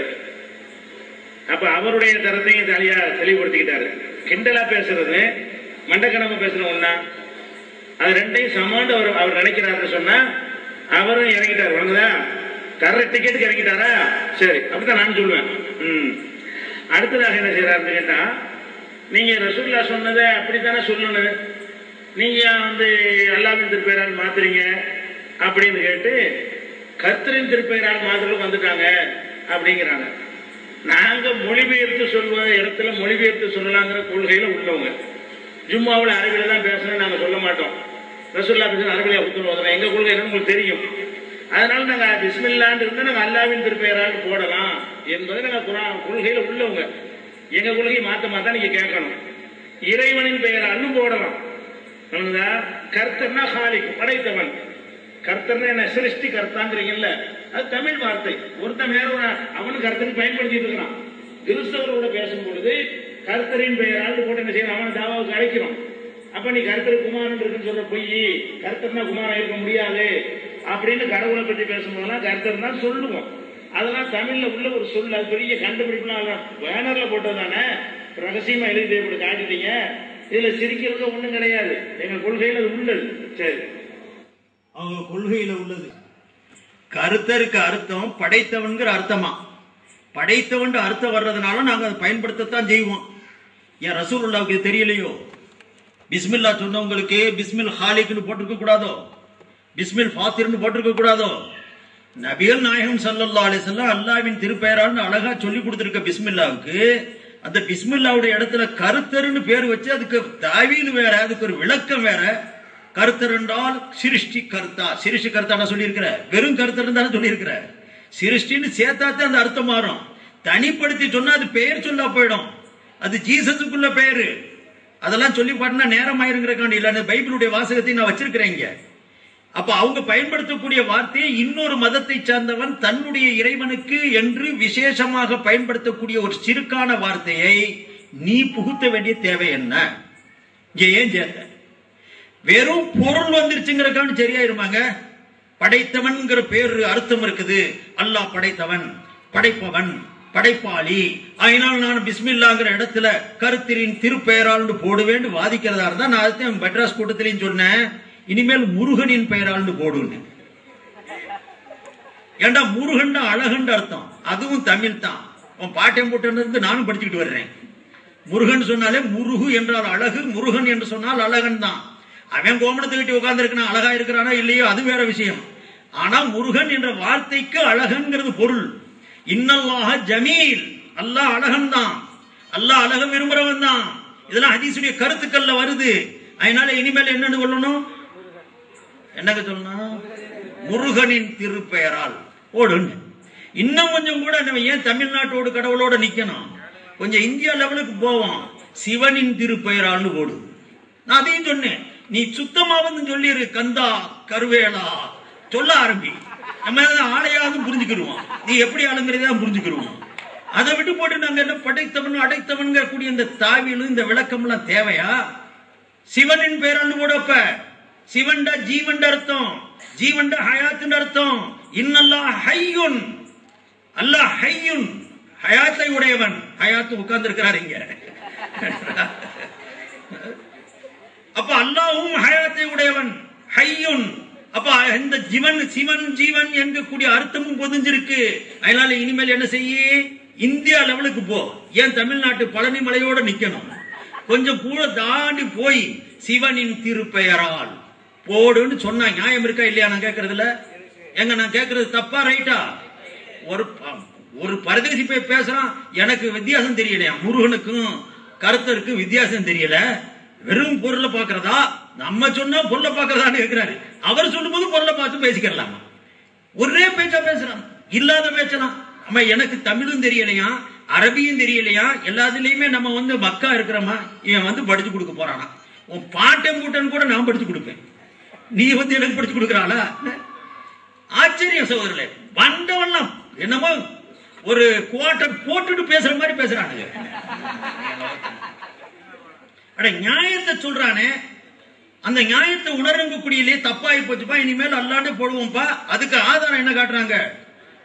ஆக்கா அப்துல் ஹமீத் திருக்குர்ஆனுடைய மொழிபெயர்ப்பில் ஃபாத்திர்ங்கிற சூறாவுக்கு சிருஷ்டி கருத்தாண்டு தான் அர்த்தம் எழுதியிருக்கிறாரு. அப்ப சிருஷ்டி கருத்தாண்டு அவர் பயன்படுத்தினது தப்பா? இவர் கேள்வி. பிஸ்மில்லா இடத்துல இருந்தாலும் எழுதினாரு, பிஸ்மில்லா போற இடத்துல எழுதினாரு. பாத்திருங்க கூடிய வார்த்தைக்கு சிருஷ்டி கருத்தா, நான் சொல்றேனே, சிருஷ்டியும் கருத்தாவையும் சேர்த்தா அர்த்தம் மாறும். வெறும் கருத்தாண்ட வேற அர்த்தமா போயிடும். தேன் நிலவுன்னு சொன்னா உங்களுக்கு தெரியும், அணிமுனுக்கு சொல்றது. நீ பிரிச்சடா வேற அர்த்தம், சேர்த்தா வேற அர்த்தம். தேன் வேற நிலவு வேறன்னு போனா அது வேற அர்த்தமா போயிடும். ரெண்டையும் கேட்டா புதுசா கல்யாணம் முடிச்ச ஊர் சுத்த போவானே அதுக்கு பேரு. எனச்சா ஒரு அர்த்தம் வரும், பிரிச்சா ஒரு அர்த்தம் வரும். சிருஷ்டி கருத்தாண்டு எனச்சா அது தெளிவா தெரியும், படைப்புகளை படைக்கக்கூடியவன். வெறும் கருத்தர்னு சொன்னா ஜீசஸ காட்டும், கிறிஸ்துவுடைய மொழியை பயன்படுத்தும். பாதிட்டு நான் போன் போட்டு கேட்டேன், கருத்தருங்கிறத நீங்க யாருக்கெல்லாம் பயன்படுத்துறீங்க? அந்த ஒரு குழு கொடுத்தாருங்க. மலேசியாவில் ஒரு கேஸ் நடந்துச்சு.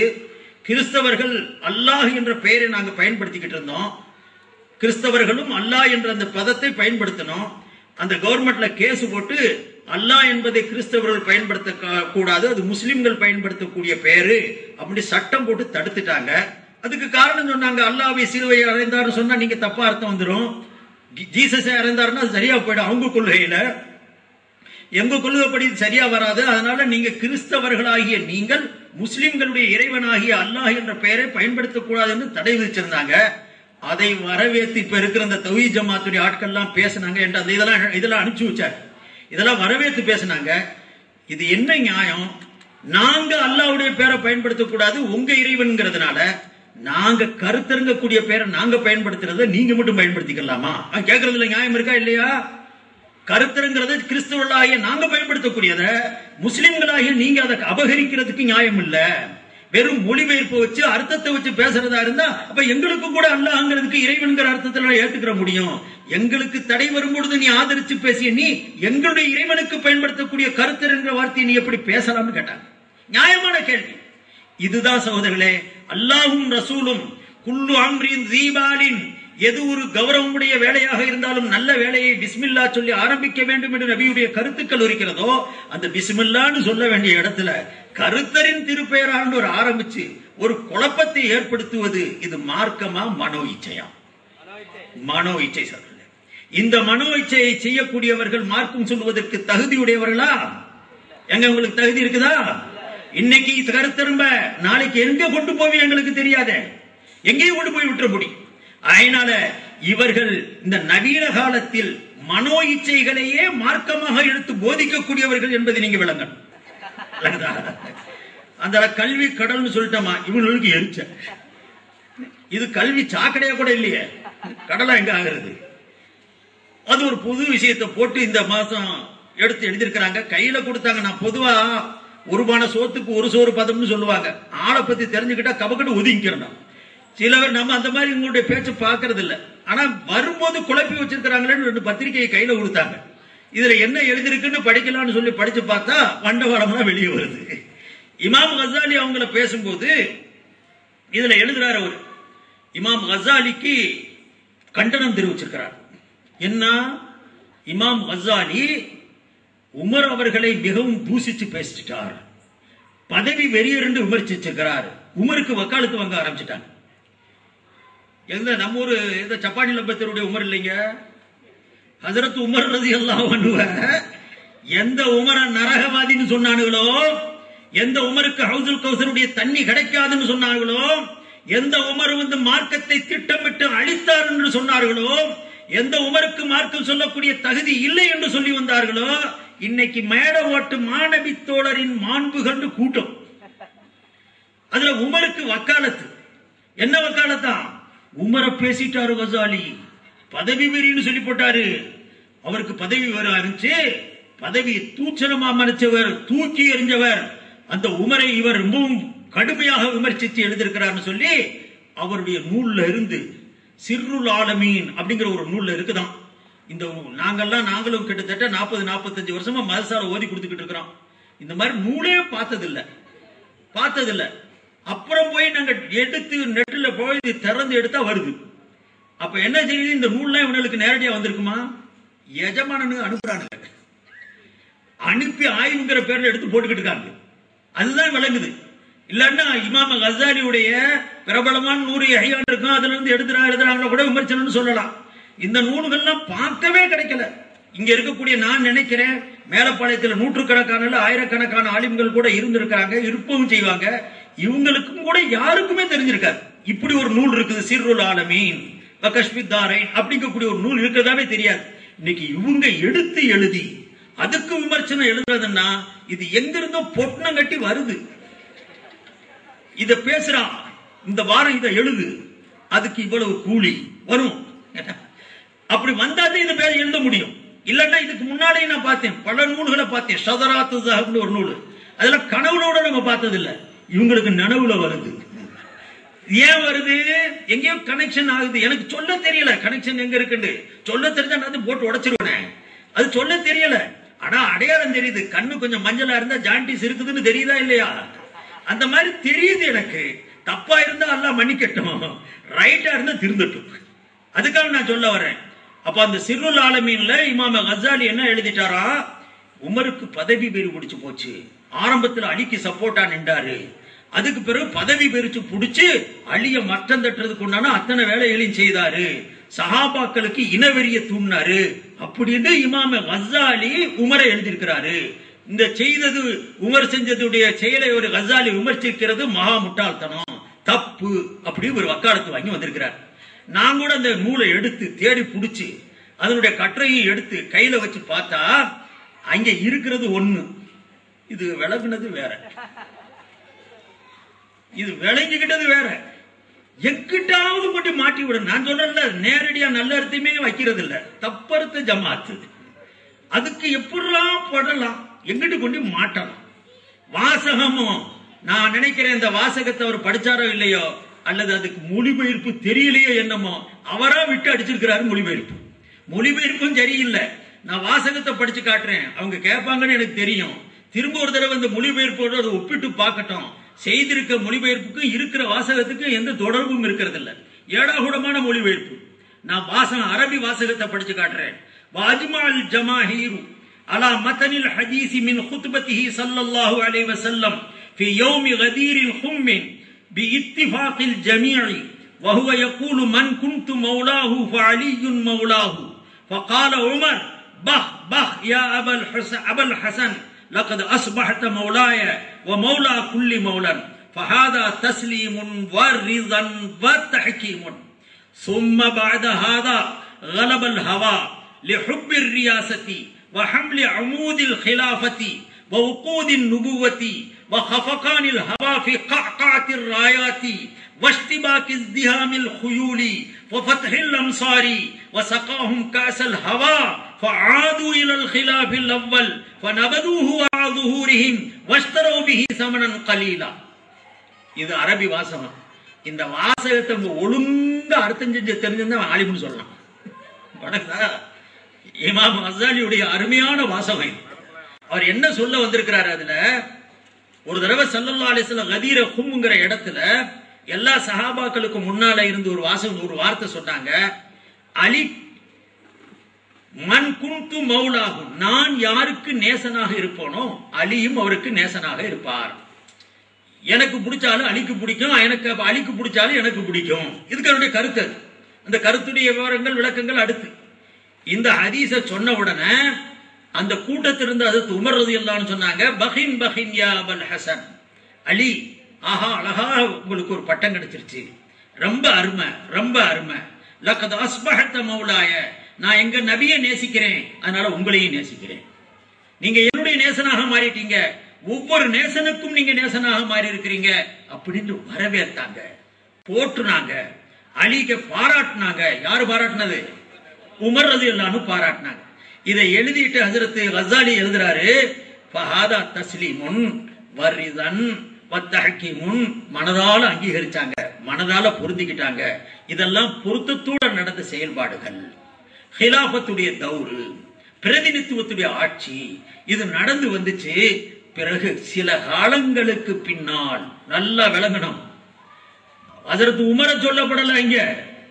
அங்க சொல்றது அந்த வார்த்தை, அந்த பாபே என்னன்னு சொன்னா, மம்லக்கத் வல் ஹிலாஃபத், பிரதிநிதித்துவ ஆட்சியாக எப்ப இருந்துச்சு, அரசாட்சியாக மன்னராட்சியாக எப்ப மாறுச்சு, ஹிலாஃபத்தாக எப்ப இருந்துச்சு, மம்லக்கத்தாக எப்படி மாறுச்சு, அந்த வரலாற்றை சொல்லிட்டு வர்றாரு அவர்.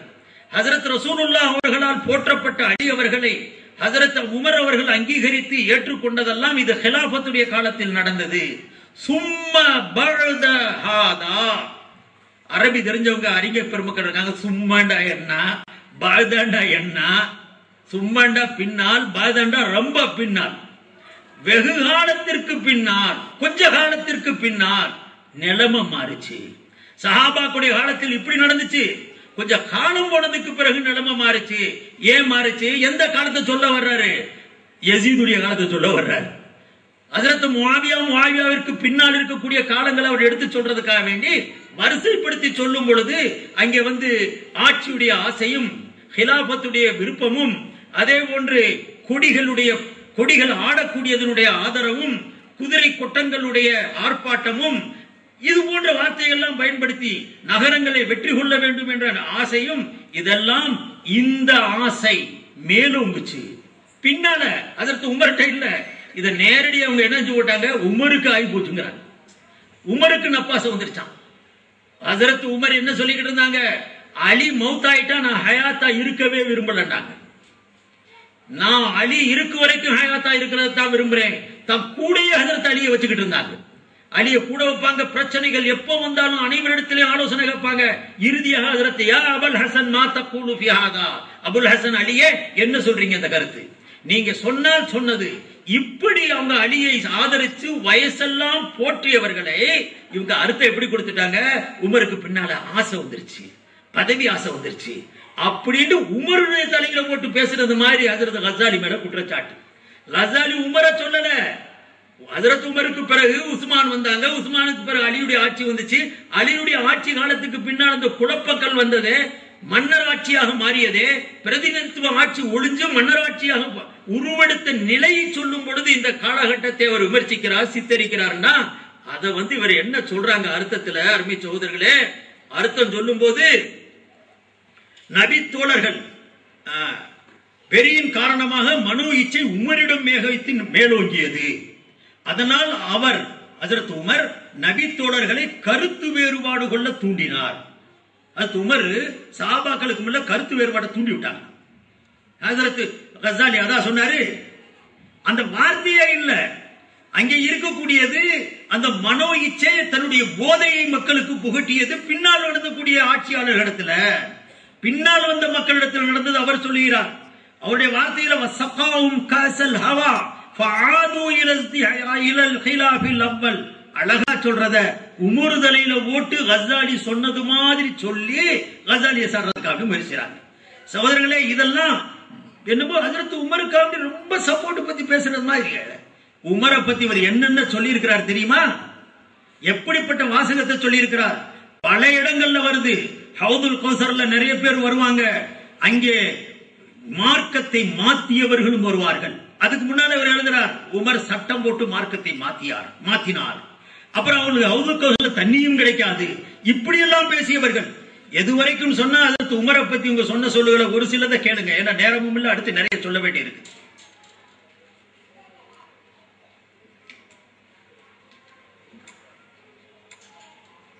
சகாபாக்கள் பேசாம மௌனமால இருந்திருக்காங்க, கேட்டுக்கிட்டு இருந்திருக்காங்க. அதெல்லாம் நிறைய சான்றுகள்லாம் இருக்குது.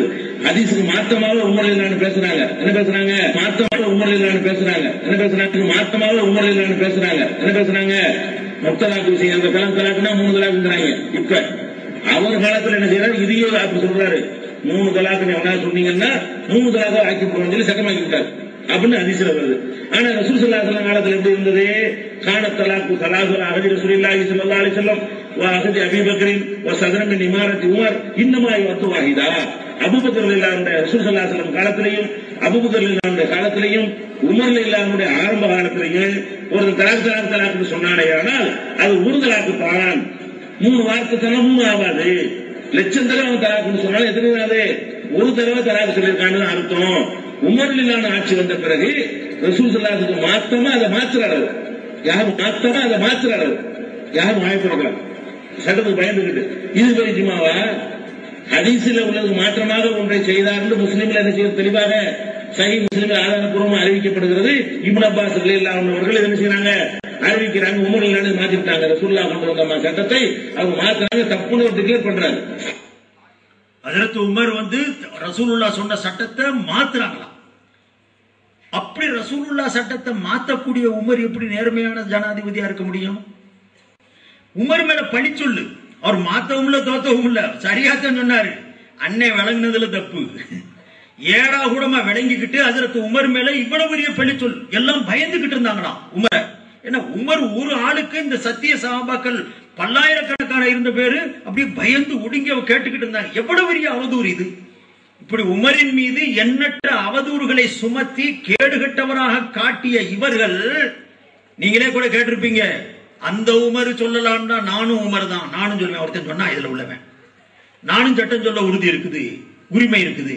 இப்படியெல்லாம் பேசினவங்க இன்னைக்கு உமருக்கு வக்காலத்து வாங்கி கசாலி சொல்லாததா கசாலி சொன்னது மாதிரி. நான் ஒரு பேச்சுக்கே சொல்றேன், கசாலி சொன்னாரோ சொல்லலையோ, கசாலியை விமர்சிக்கக்கூடிய உரிமை உங்களுக்கு இல்லை.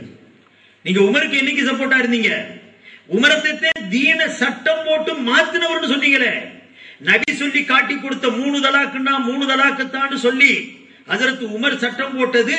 இது நபி மொழிக்கு மாற்றம், நபியுடைய வழிக்கு மாற்றம்.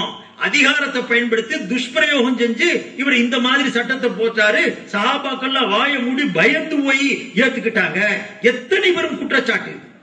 நபி வழிக்கு முரணாக ஹதீஸுக்கு மாற்றமாக திட்டமிட்டு சட்டம் இயற்றி மக்களின் மீது திணிக்கிறதுங்கிறது ஒரு சாதாரண மூமின் செய்வானா?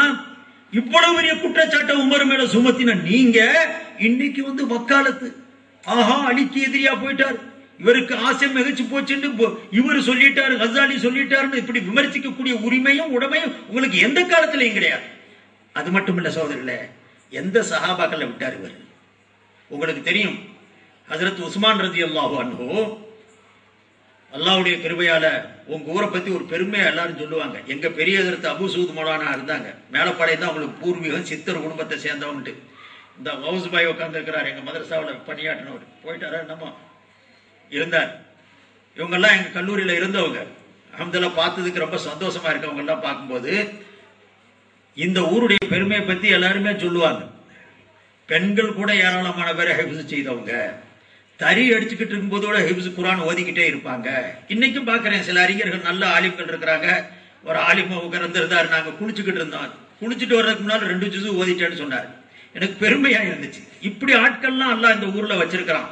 குர்ஆனுக்கு தேர்ந்தெடுக்கப்பட்ட, தமாஷா கூட சொல்லுவாங்க, ரசூலுல்லாஹ்வுக்கு வஹி கொண்டு வரும்போது மேலப்பாளையம் வழியா ஜிப்ரீல் கொண்டு போயிட்டாரு போல இருக்குது. அதனால இங்க எல்லாருமே இப்ப இருக்குதா என்னமா, இப்ப அப்படி இருக்கிறாங்களா? இப்ப ரொம்ப குறைஞ்சு போச்சான். ஏன்னா இந்த மாதிரி பித்னாக்காரன்லாம் வந்தா என்னவாகும், அதனால குறைஞ்சு போச்சு. இப்ப ஜிப்ரீல் வேற பக்கம் போயிருப்பார், இனி இஸ்ராயலுக்கு எங்கிட்டு வரணும். அந்த மாதிரி நிலைமை ஆகி போச்சு இந்த பண்ணின வேதனையினால, சோதனையினால. உங்களுக்கு தெரியும், இந்த குர்ஆன் நபி ஸல்லல்லாஹு அலைஹி வஸல்லம் காலத்துல தொகுக்கப்படல.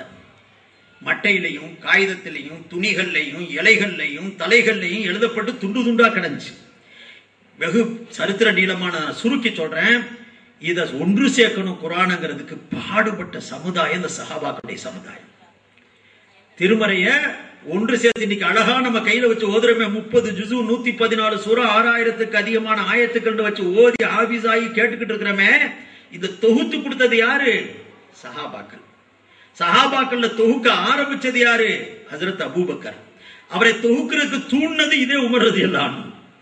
அவங்க கூட யோசிக்கிறாங்க, ரசூலுல்லாஹ் செய்யாத செயலை நான் எப்படி செய்யட்டும். இல்ல இல்ல விட்டுட்டா ரொம்ப பேர் வந்துருவாங்க. இப்பவே இந்த போடு போடுறானுங்க, சேர்க்காம இருந்தா குர்ஆனே காணா போயிருக்கும். அப்ப இத தொகுக்க வச்சாங்க. தொகுக்கிறதுக்கு என்ன செய்யணும்? ஒரு டீம் அமைச்சாங்க, பெரிய டீம் அமைச்சாங்க, முக்கியஸ்தருடைய டீம். அதுல ஸைத் இப்னு சாபித் ரலியல்லாஹு அன்ஹு ரசூலுல்லாஹ் காலத்துல வஹியை எழுதிக்கிட்டு இருந்தவர்கள் ஒருத்தர். இளைஞர், துடிப்பானவர், மிகவும் நினைவாற்றல் உள்ளவர், பொறுப்புணர்வு உள்ளவர். அவரை தேர்ந்தெடுத்து அவரை தலைவராக்கி அவருக்கு கீழே ஒரு டீம் அமைச்சாங்க. வரலாறு நீளமா இருக்குது.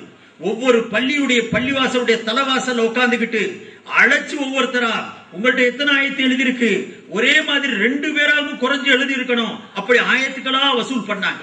ஒவ்வொரு ஆளா சந்திச்சு, ஒவ்வொரு வீடா சந்திச்சு, ஒவ்வொரு நபரா சந்திச்சு, கஷ்டப்பட்டு திரட்டி வடிகட்டி வரிசைப்படுத்தி இத உணர்த்தி அபூபக்கர் காலத்துல ஆரம்பிச்சு உமர் காலத்துல நடந்து உஸ்மானுடைய காலத்துல முடிவு வச்சு.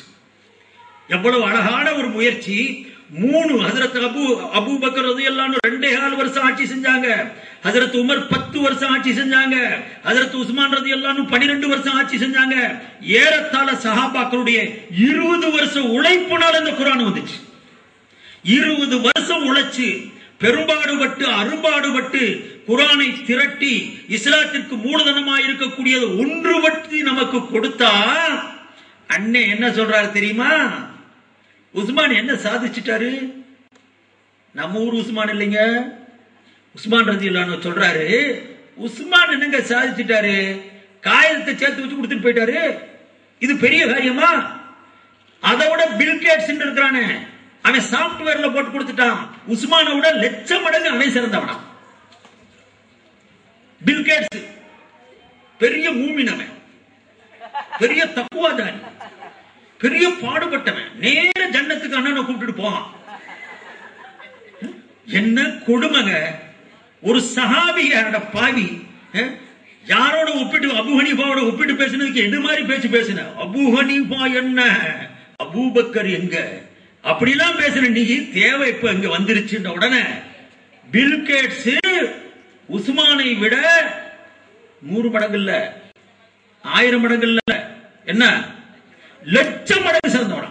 அது மட்டும் இல்லைங்க, உதாரணம் காட்டி ஒரு கற்களிப்பு வேற, சிரிக்கிற சிரிப்பையும் பாருங்க. இப்ப அவர் சிரிக்கிற சிரிப்ப ஏதோ மனுஷன் சிரிக்கிற மாதிரியா இருக்குது? யோசிக்க வேணாம்.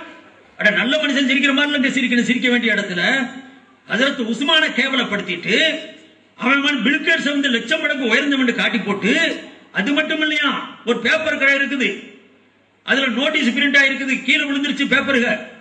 முதலாளி வேலைக்காரனை பார்த்து சொன்னாடே, அந்த பேப்பர்லாம் எடுத்து அடுக்கடான்னா. அந்த பேப்பர்லாம் அவனுக்கு விளங்குன மாதிரி ஒண்ணு மேல ஒண்ணு கீழே, ஒண்ணு மேல ஒண்ணு மேல கீழே வச்சு அடுக்கிட்டான். அடுக்கி கொடுத்துட்டு போயிட்டான். முதலாளி எடுத்துக்கிட்டாரு. இந்த மாதிரி உஸ்மான அடுக்கி வச்சுட்டு போயிட்டாரு. அதனால உஸ்மானுக்கு பெருமை வந்துருமா? அந்த முதலாளி வேலைக்காரனை பின்பற்றுறது ஆயிடுவானா? அந்த வேலைக்காரனுக்கு மதிப்பு கூடி போயிருமா? இந்த மாதிரி உஸ்மானுக்கு மதிப்பு கூடிருமா? செதறி கிடந்த காகிதத்தை சேர்த்து வச்சு கொடுத்துட்டு போயிட்டாரு. அட பாவி, 22 வருஷமா உழைச்ச உழைப்ப எந்த அளவுக்கு இந்த அளவுக்கு பயன்படுத்தினாங்க கேளுங்க. அவர் சொல்றது அவரெல்லாம் தாண்டி மாசம் போயிட்டு இருக்கோம். அவர் வந்து பேப்பர்ல எல்லாம் பண்ணாரு. நம்ம என்ன பண்ணிட்டோம்? உஸ்மானை விட சாப்ட்வேர் கொண்டு வந்துட்டோம். இப்ப சாப்ட்வேர்ல பின்பற்ற அவனை பின்பற்ற செய்யறோம். இப்ப என்ன பண்ற? அந்த குர்ஆன்லாம் எதுல இருக்குது? இப்ப சாப்ட்வேர்ல கொண்டு பட்டணத்தை அடிச்சுட்டு இருக்கிறோம். அப்ப உஸ்மான் செஞ்ச ஏற்பாட்டை விட லட்சம் மடங்கு சிறந்த ஒரு ஏற்பாடு. அப்ப உஸ்மான் செஞ்ச ஏற்பாட்டை விட லட்சம் மடங்கு சிறந்த ஒரு ஏற்பாட்டையாக நம்ம இன்னைக்கு கண்டுபிடிச்சு வச்சிருக்கிறோம். இப்ப கொண்டு பட்டணத்தை அடிச்சுட்டு இருக்கிறோம். அப்ப உஸ்மான் செஞ்ச ஏற்பாட்டை விட லட்சம் மடங்கு சிறந்த ஒரு ஏற்பாட்டையாக நம்ம இன்னைக்கு கண்டுபிடிச்சு வச்சிருக்கிறோம். இப்ப நம்ம என்ன செய்யக்கூடாது?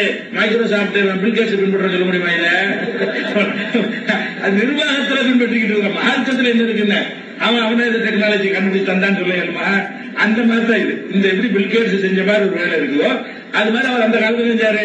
அவனுக்கு தெரிஞ்ச மாதிரி ஒரு அடுக்கி வச்சுட்டு போயிட்டாரு. இவ்வளவுதான். ஒரு ஆளை கொண்டு அடுக்கி வச்சுட்டு போடான்றோம், அடுக்கி வச்சுட்டு போயிட்டான். அதை ஏத்துக்கிட்டோம், பரவாயில்ல. அவனை வந்து முதலாளி பின்பற்ற முடியுமா? 10 பேப்பர் உதிரியா கிடக்குது, எடுத்து அடுக்கி வச்சு போடாமணும். அவன் விரும்பின மாதிரி 1, 2, 3 அடிக்க வச்சு போயிட்டான். கிடக்குது, எடுத்து அடிக்க வச்சு போடாமணும். அவன் விரும்பின மாதிரி 1, 2, 3 அடிக்க வச்சு போயிட்டான். முதலாளி வந்து அவனை பின்பற்றி விட்டால் அப்படி சொல்ல முடியுமா? இது ஒரு அடிக்க வச்சு அவ்வளவுதான். முன்ன பின்ன எது முன்ன இருந்தாலும் பிரச்சனை இல்லை, எது பின்ன இருந்தாலும் பிரச்சனை இல்லை. இதான் இது மாதிரி விஷயம். நுணுக்கமா கவனிக்க தப்பு மாதிரி தெரியும். நுணுக்கி பார்த்தா ஒண்ணும் இருக்காது. சிரிப்புல வீரப்ப சிரிப்பு, சாதா சிரிப்பு இல்ல. அதற்கு உஸ்மான பெருமைப்படுத்திட்டாரு. அல்லாஹு அக்பர். எப்படிப்பட்ட உஸ்மான அதுலயும் எழுதுறாருங்க, பேசுறாரு. உஸ்மான ஆட்சி செஞ்சது உலகத்துல மோசமான ஆட்சிக்கு உதாரணம் என்ற உஸ்மானுடைய ஆட்சியை பார்க்கலாங்க. அல்லாஹு அக்பர். எவ்வளவு மோசமான கருத்து. அவருக்கு யாருமே சப்போர்ட் இல்ல. அவரை திட்டமிட்டு கொலை செய்யறாங்க.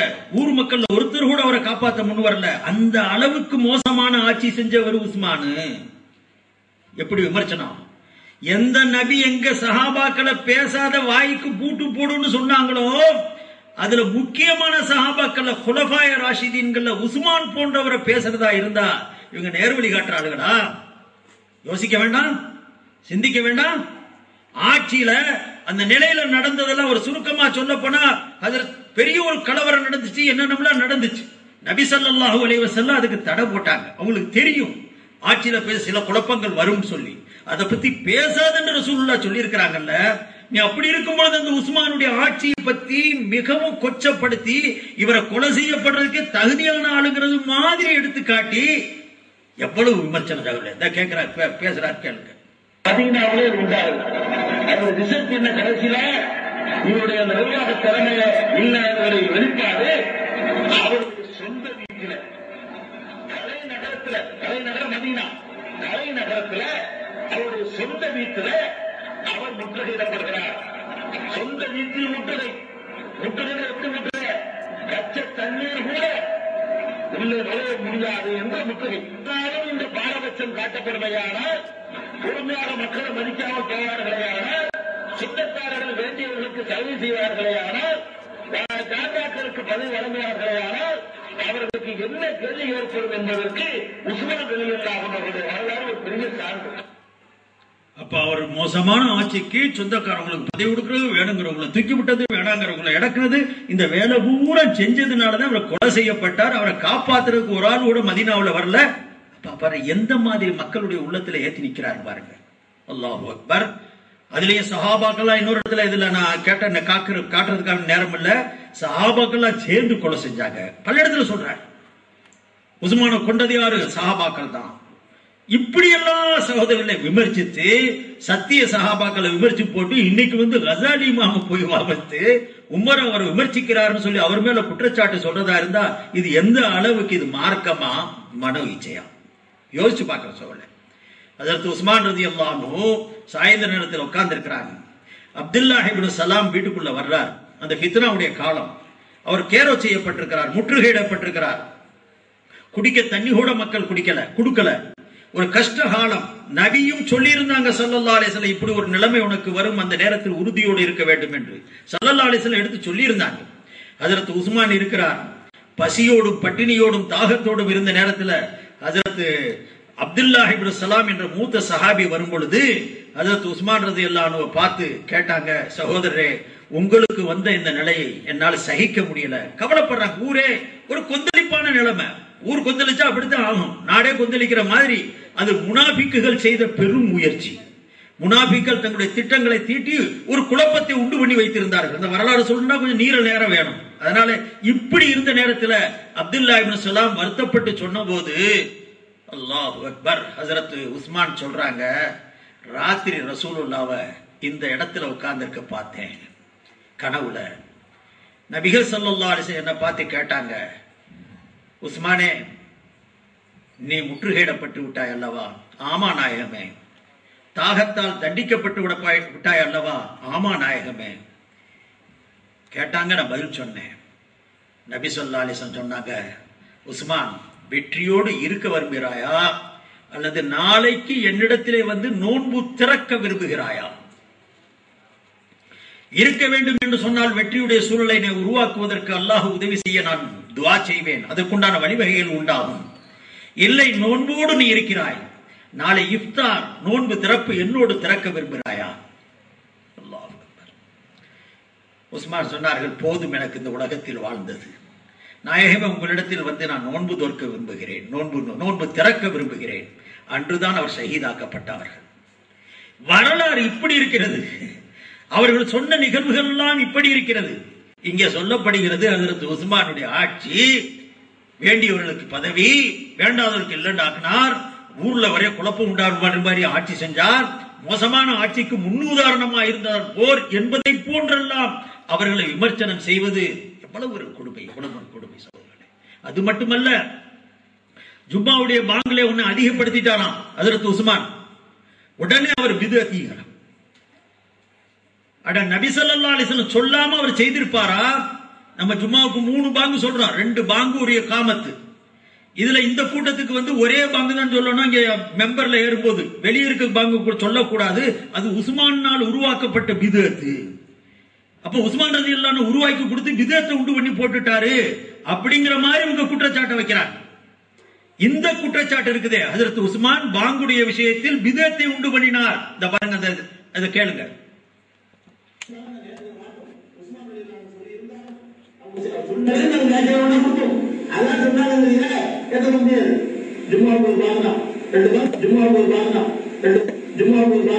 கண்டிப்பாக கிடையாது. ரசூலுல்லாஹ் சொன்னதை மாத்துறதுக்கு உஸ்மான் எல்லாம் அதிகாரம் கிடையாது. உஸ்மான் எல்லாம் அதிகாரம் கிடையாது. உஸ்மான் எல்லாம் அதிகாரம் கிடையாது அப்படின்னு நம்ம சொல்றோம். என்ன வீரியம் பாரு, உஸ்மானுக்கு அதிகாரம் கிடையாது. என்னமோ உஸ்மான் வந்து வைத்தியத்தை உண்டாக்கி உங்களுக்கு கொடுத்துட்டு போன மாதிரி இவர் இங்க இருந்துட்டு கத்துறாரு. உஸ்மானுக்கு எங்க இருந்து அதிகாரம் இருந்துச்சு? ஏன் அதிகாரம்? இவர் எப்படி செஞ்சாரு தெரியுமா பாங்கு? இவர் ஒரு பாங்கு, உங்களுடைய பள்ளியாசர் ஒரு பாங்கு சொல்றாங்க பாருங்க, கேட்டு பாருங்க. ஒரு பாங்கு எப்படி சொல்லிக்கிட்டு இருக்கிறாங்க கண்ணால பாருங்க, நீங்க கண்டு இன்புறுங்க.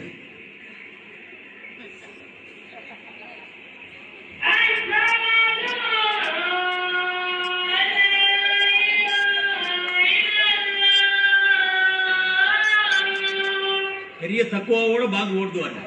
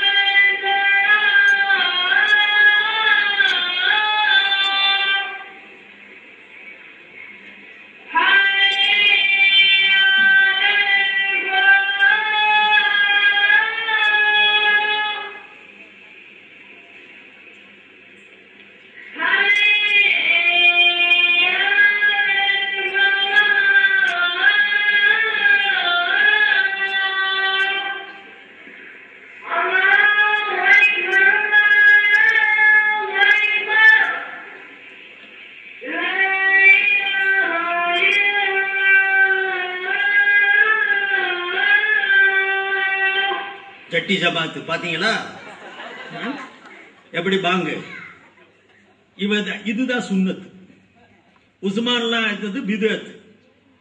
என்ன கொடுமை பாருங்க. சென்னையில அந்த பள்ளிவாசல்லாம் காட்டணுங்கிறதுக்காண்டி முழுசா பாங்கு சொல்ல வச்சேன். சென்னையில மஸ்ஜித மூர்கக்கூடிய அவங்க பள்ளியில, ஆவடியில இருக்கக்கூடிய பள்ளியில நடந்த நிகழ்ச்சி.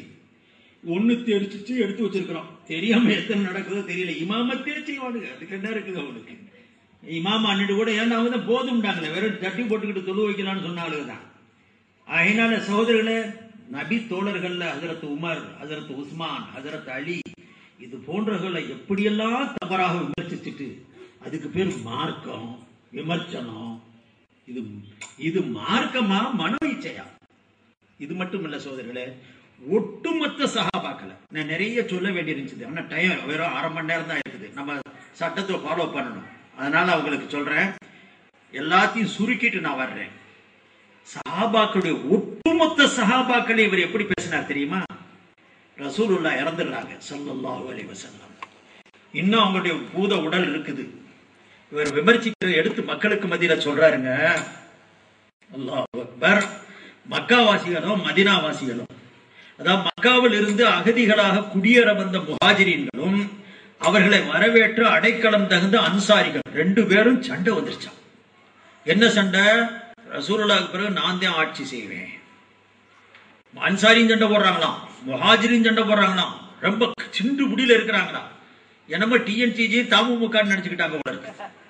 இழுத்துக்க பறிச்சுக்கன்னு கிடக்க. சத்திய சஹாபாக்களை மக்களுக்கு மத்தியில எந்த மாதிரி உருவத்தை கொடுக்கிறாருன்னு பாருங்க. அதுல மக்காவாசி சொல்றாங்களாம், நாங்க எவ்வளவு பாடுபட்ட மார்க்கத்துக்கு, நான் சோறு இல்லாம வந்தோம், நாங்க தீனுக்கு அர்ப்பணிச்சவங்க, அதனுடைய பலன் நாங்க இப்ப அனுபவிக்க விரும்புறோம், நாங்க தான் ஆட்சியில இருப்போம். மதீனாவாசி சொன்னாங்க, நீங்கெல்லாம் வந்தேறீங்க, நீங்கெல்லாம் வந்தவங்க உங்களுக்கு சோறு போட்டோம், போனா போதுன்னு சோறு போட்டோம், எல்லாம் ஆட்சியில வரையா பங்கு கேட்கறீங்க, தர முடியாதுன்றாங்களாம். இப்படி 2 பேரும் போட்டி போட்டு நாட்டையே 2 பிளகமா ஆக்க ஆரம்பிப்பாங்க. கடைசியா என்ன முடிவுக்கு வந்தாங்க? மின்னா அமீரும் மின்கும் அமீரும், நீங்களும் நானும் சேர்ந்து 2 கூட்டாட்சி செய்யலாம், நாட்டை 2ஆ பிளந்துடலாம், நீ பாதியா வச்சுக்க, நான் பாதியா வச்சுக்க. இந்த மாதிரி தான் இந்த சஹாபாக்கள் இருந்தாங்க. எப்ப நபி இன்னும் அடக்கப்படல, நபியுடைய உடல் இருக்குது, அதுக்குள்ள இந்த சஹாபி மாறிட்டாங்க. அந்த பேசுறாரு பாருங்க, மக்காவாசி சொன்னதை அவர் சொல்றாரு கேளு.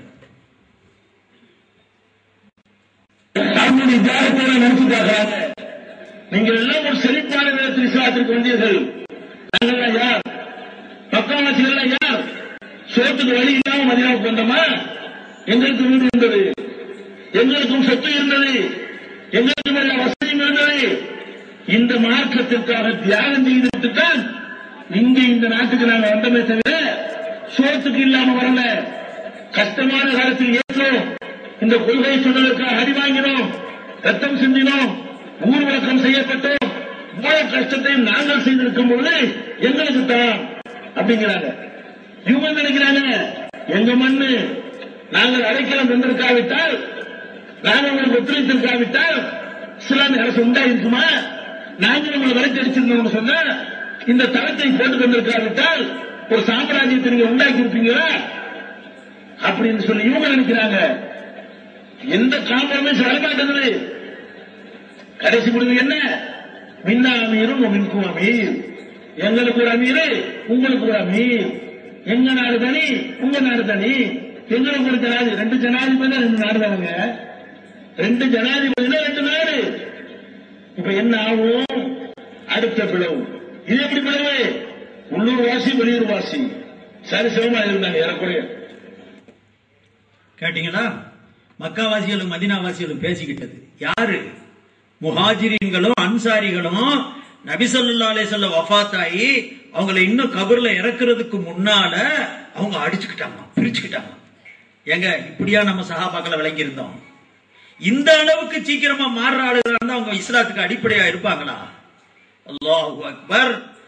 அல்லாஹ் குர்ஆன்ல எப்படி சொல்றான் அந்த சஹாபாக்களை?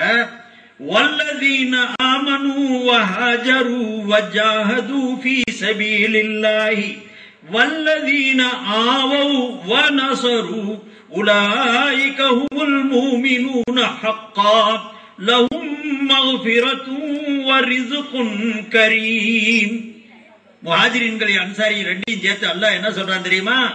ஈமான் கொண்டு நாடு துறந்து இங்க அல்லாஹ்வுடைய வழியிலே கிளம்பி வந்த முஹாஜிரீன்களும் வந்தவர்களுக்கு அடைக்கலம் கொடுத்து உதவி செய்த அன்சாரிகளும் இந்த 2 சாராரும் உண்மையான மூமின்கள். அல்லாஹ் குர்ஆன்ல சான்று சொல்றான், உலாயிக ஹுமுல் முஃமினூன ஹக்கா. சத்திய மூமின்கள். அல்லாஹ் சாட்சி சொல்றான். அண்ணன் சொல்றாரு ஆட்சிக்கு அடிச்சுக்கிட்டு ஆளுக, பிச்சுக்கிட்டு ஆளுக. இவர்களுக்கு லஹும் மக்ஃபிரத்துன் வரிஸ்குன் கரீம். சிறந்த நற்கூலியை நான் சேர்த்து வச்சிருக்கிறேன் அல்லாஹ் தஆலா இவங்களுக்காக வேண்டி சான்றிதழ் சொல்றான். நான் கேட்கிறேன், இந்த மாதிரி மக்காவாசியும் மதீனாவாசியும் இப்படி பேச்சுக்கிட்டு நாங்க தான் செஞ்சோம், நாங்க தான் ஆச்சோம், நாங்க தான் ஆட்சிக்கு வருவோம், இப்படி அவங்க அடிச்சுக்கிட்டாங்க. இத விளங்குறது இப்படி விளங்க கூடாதா? மதீனாவாசியை யோசிச்சாங்க. ரசூலுல்லாஹ் இருக்கு வரைக்கும் எல்லாத்தையும் கட்டி அணைச்சு கொண்டு போனாங்க. ரசூலுல்லாஹ் இறந்துட்டாங்க. வந்த மக்களை நம்ம தான் அரவணைச்சோம், சோறு போட்டோம், இவங்களுக்கு அடைக்கலம் கொடுத்தோம், அத்தனை உதவிகளையும் செஞ்சோம். இனிமேலும் இந்த உதவி தொடரணும், இனிமேலும் நம்ம தான் இவங்களை கட்டி காக்கணும், இவங்களுக்கு ஒத்தாசையா இருக்கணும் அப்படின்னு அவங்க நினைச்சாங்க. மக்காவாசி சொன்னாங்க இதுவரைக்கும் ஒத்துழைச்சிங்க, இனிமேல் நாங்களும் பார்க்கிறோம். கடைசி ஹதீஸ சொல்லி ஒரு தீர்மானம் வருது. இப்படி விளங்க கூடாதா? அத தப்பான அர்த்தத்தை கொடுத்து தவறான முறையில் அவங்க மேல தவறான அந்த ஒரு கண்டன கணைகளை தொகுத்து அவங்கள வீழ்ச்சி அடை செய்து கேவலப்படுத்தி காட்டுறதா நோக்கம். ஒரு சமயம் கிதாபுகள்ல இப்படி எழுதிருந்துச்சுட்டே வைங்க, மக்காவாசிகளும் மதீனாவாசிகளும் இப்படி பேசிக்கிட்டது மாதிரி எங்கேயும் இல்ல, அண்ணனால அள்ளி விடுறது இது. அப்படி ஒரு சமயம் எழுதி இருந்துச்சுன்னே வைங்க. ஒரு வாதத்துக்கு குர்ஆனை பார்க்கணுமா இந்த கிதாபை பார்க்கணுமா? சஹாபாக்களை பத்தி விமர்சித்து சொன்ன இந்த கிதாபுடைய வாசகங்களை எடுத்துக்கிறதா? அது அல்லாஹ் போல் தானே. அல்லாஹ் எந்த முஹாஜிரீன்களையும் அன்சாரிகளையும் புகழ்ந்து இந்த அளவிற்கு புகழ்ந்து சொன்னானே, அல்லாஹ்வுடைய வேதத்தை எடுத்துக்க கூடாதா? அந்த அன்சாரிகளை பத்தி இவ்வளவு கீழ்த்தரமா அல்லாஹ் சொன்னான். வல்லதீன தபவ்வஉத்தார வல் ஈமான மின் கப்லிஹிம் யுஹிப்பூன மன் ஹாஜர இலைஹிம் வலா யஜிதூன ஃபீ சுதூரிஹிம் ஹாஜதன் ஃபீமா மிம்மா ஊது வயூசிரூன அலா அன்ஃபுஸிஹிம் வலவ் கான பிஹிம் ஹஸாஸா. குர்ஆன்ல தெளிவா சொல்றான், இவங்க ஈமானோட சேர்த்து தான் வீடு கட்டினாங்க. அந்த வீட்டுல வெறும் வீடு இல்ல, வீட்டோடு